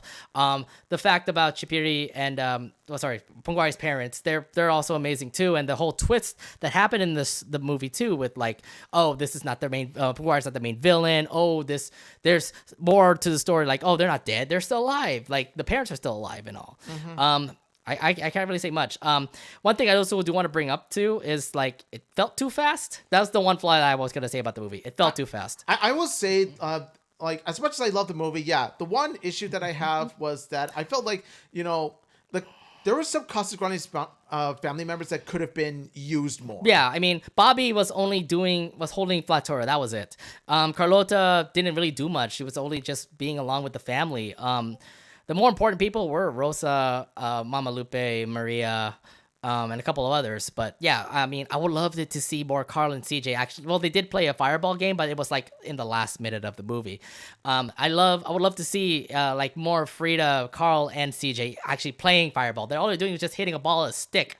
Like they could have had more more detailed scenes, but we get the point. Like we get the point of the scene, but it'd be cool if we actually get more stuff in the movie. To be fair, it has been addressed by Miguel Puga himself that there was some stuff that were cut out of the movie. Yeah. And so that's why I'm saying, release a Puga cut, it'll be a 10 out of 10. Puga cut will be 10 out of 10. Yeah, I know, but Miguel is saying like it's too long, like 2 hours 30 minutes or something. Like it'll add another hour to the movie. Like I'm just saying, if Across the Spider-Verse could be 2 hours or longer, I'm pretty sure this movie can too. Right. Best moments of the movie, I would have to say, well, obviously the whole Pungwari, character Pungwari is just amazing. I love her. She's absolutely like a, precious child to say, even though she's 12,000 years old.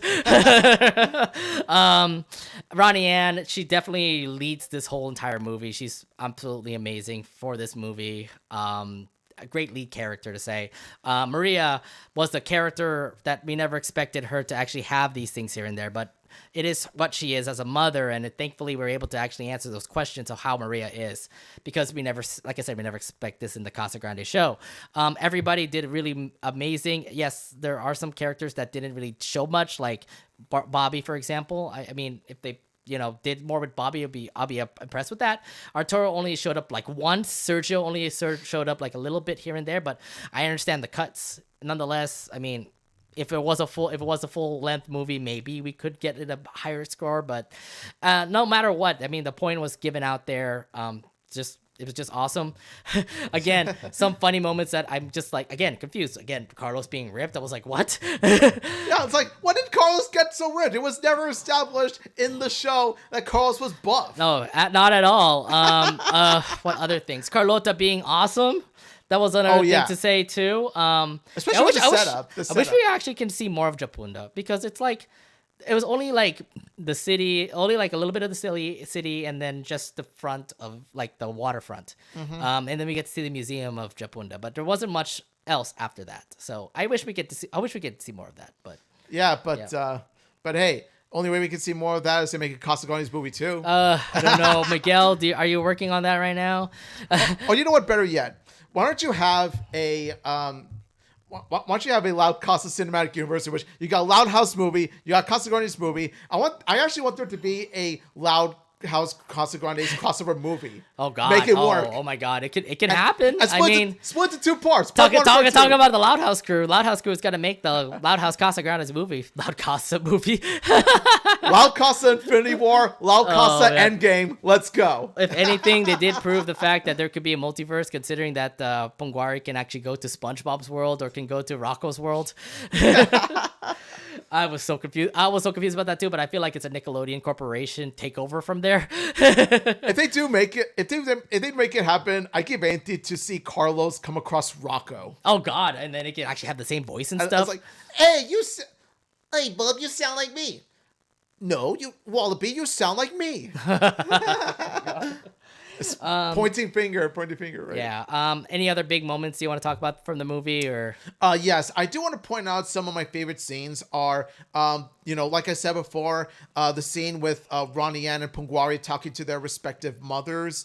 Was very beautiful, and then I also adored that scene. Was just beautiful. I'm sorry, I have to bring up the mother one. That's just great. And I also adored the scene in which Maria, Rosa, and Mama Lupe have their heart to heart and chancla shooting.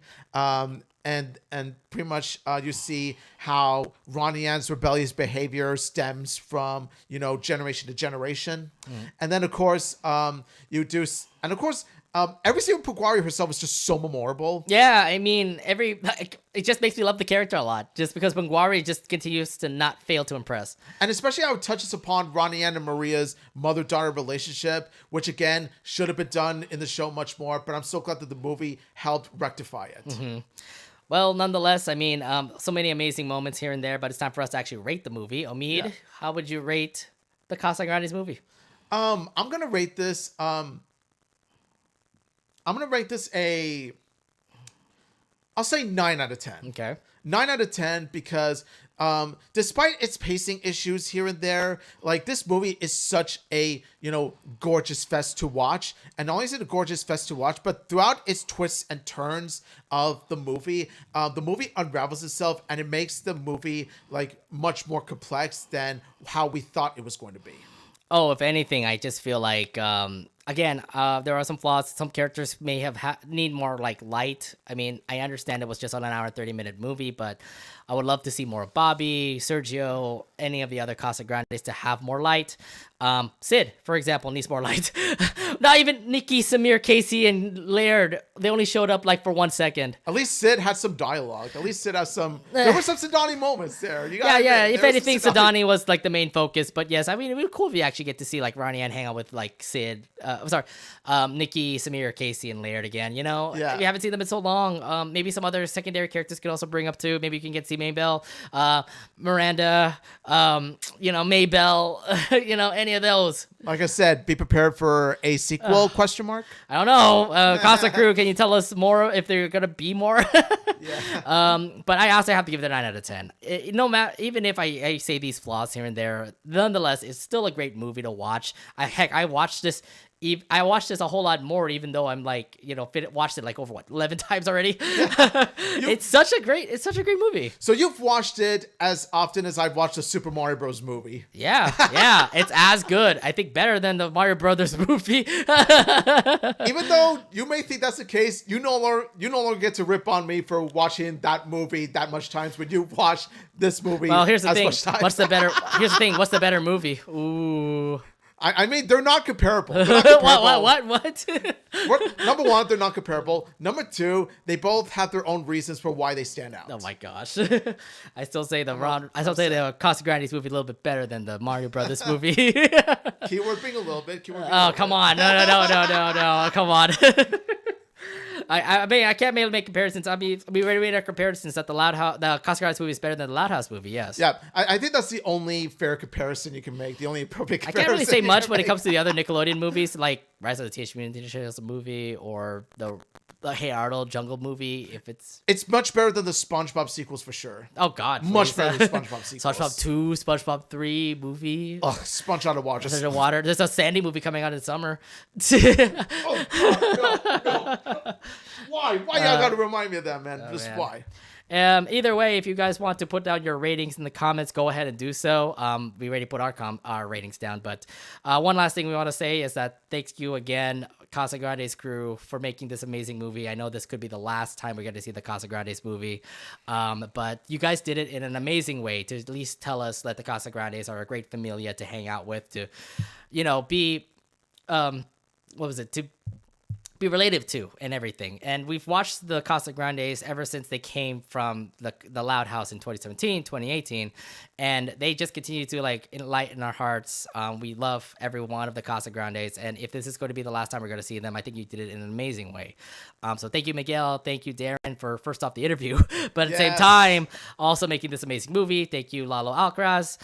Thank you to all the voice actors, Isabella Alvarez, Carlos Alaski, oh God, there's so many people to name. I'm not gonna go through every one of them, to be fair. Okay, so either way, they all did an amazing job for the Casagrandes movie, and props out to you guys. Yeah, mucho gracias to the Casa crew for this movie. We've been following not just the Casagrandes show, but also the Loud Casa franchise for a very long time. We've been supporting both these shows, and we've been supporting both these movies for a long while. And yeah, this movie was the perfect grand series finale to the Casagrandes as a whole. And yeah, honestly, if there is going to be Casagrandes in the future, we look forward to it. But if not, I felt this was the perfect way to conclude it.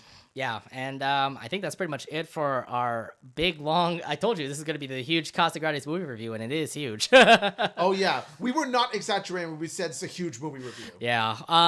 again, watch the Casagrandes movie. It's on Netflix. It's available for you to watch there. Who knows? I might watch it again before I go to bed tonight. It's that good. It's that good. Yeah. I'm gonna watch it more times this week, man. I feel like it's just that good, just because it's so relatable to us. Because we were huge Casagrandes fans, and I just like watching it, like more like hearing it and watching it again and again. Yeah, this movie has such high rewatch value. It's one of those movies you can just watch over and over again. Indeed, yeah. And I hope you guys also do the same thing. The Casagrandes movie needs more love. Definitely needs more love. I was hoping it would actually hit #1 in the movies during that premiere week, but other movies came in before it, but it doesn't matter. No, but from where it is, it's in pretty good standing. Oh, it does. It does. Yeah. I think the Casagrandes fans know that they've already wanted to watch this movie. Yes. All right, but until then, that's it for our episode for this week. Next week we'll have a new episode of the Anination podcast. It will not be as long compared to what we did tonight, but based on how big of a fan we are of La Casa and this movie, we had so much to say regarding the Casagrandes side of things. Oh yeah, indeed. And I hope you guys enjoyed it. I know that might be past your bedtime, guys, but nonetheless, it was a great movie for us to watch. Casagrandes movie fans, I hope you guys enjoyed it as well. Next week we'll be back for a new episode of the Anination podcast, but until then, thank you very much for watching. Follow us on Twitter, follow us on Instagram, and also if you are watching us on YouTube, make sure to like and subscribe, and also hit the bell button so you'll be notified when it will be on. We are putting up new videos weekly, so if you guys want to check it out, make sure you subscribe to the channel. But until then, that's it for us here. Yes.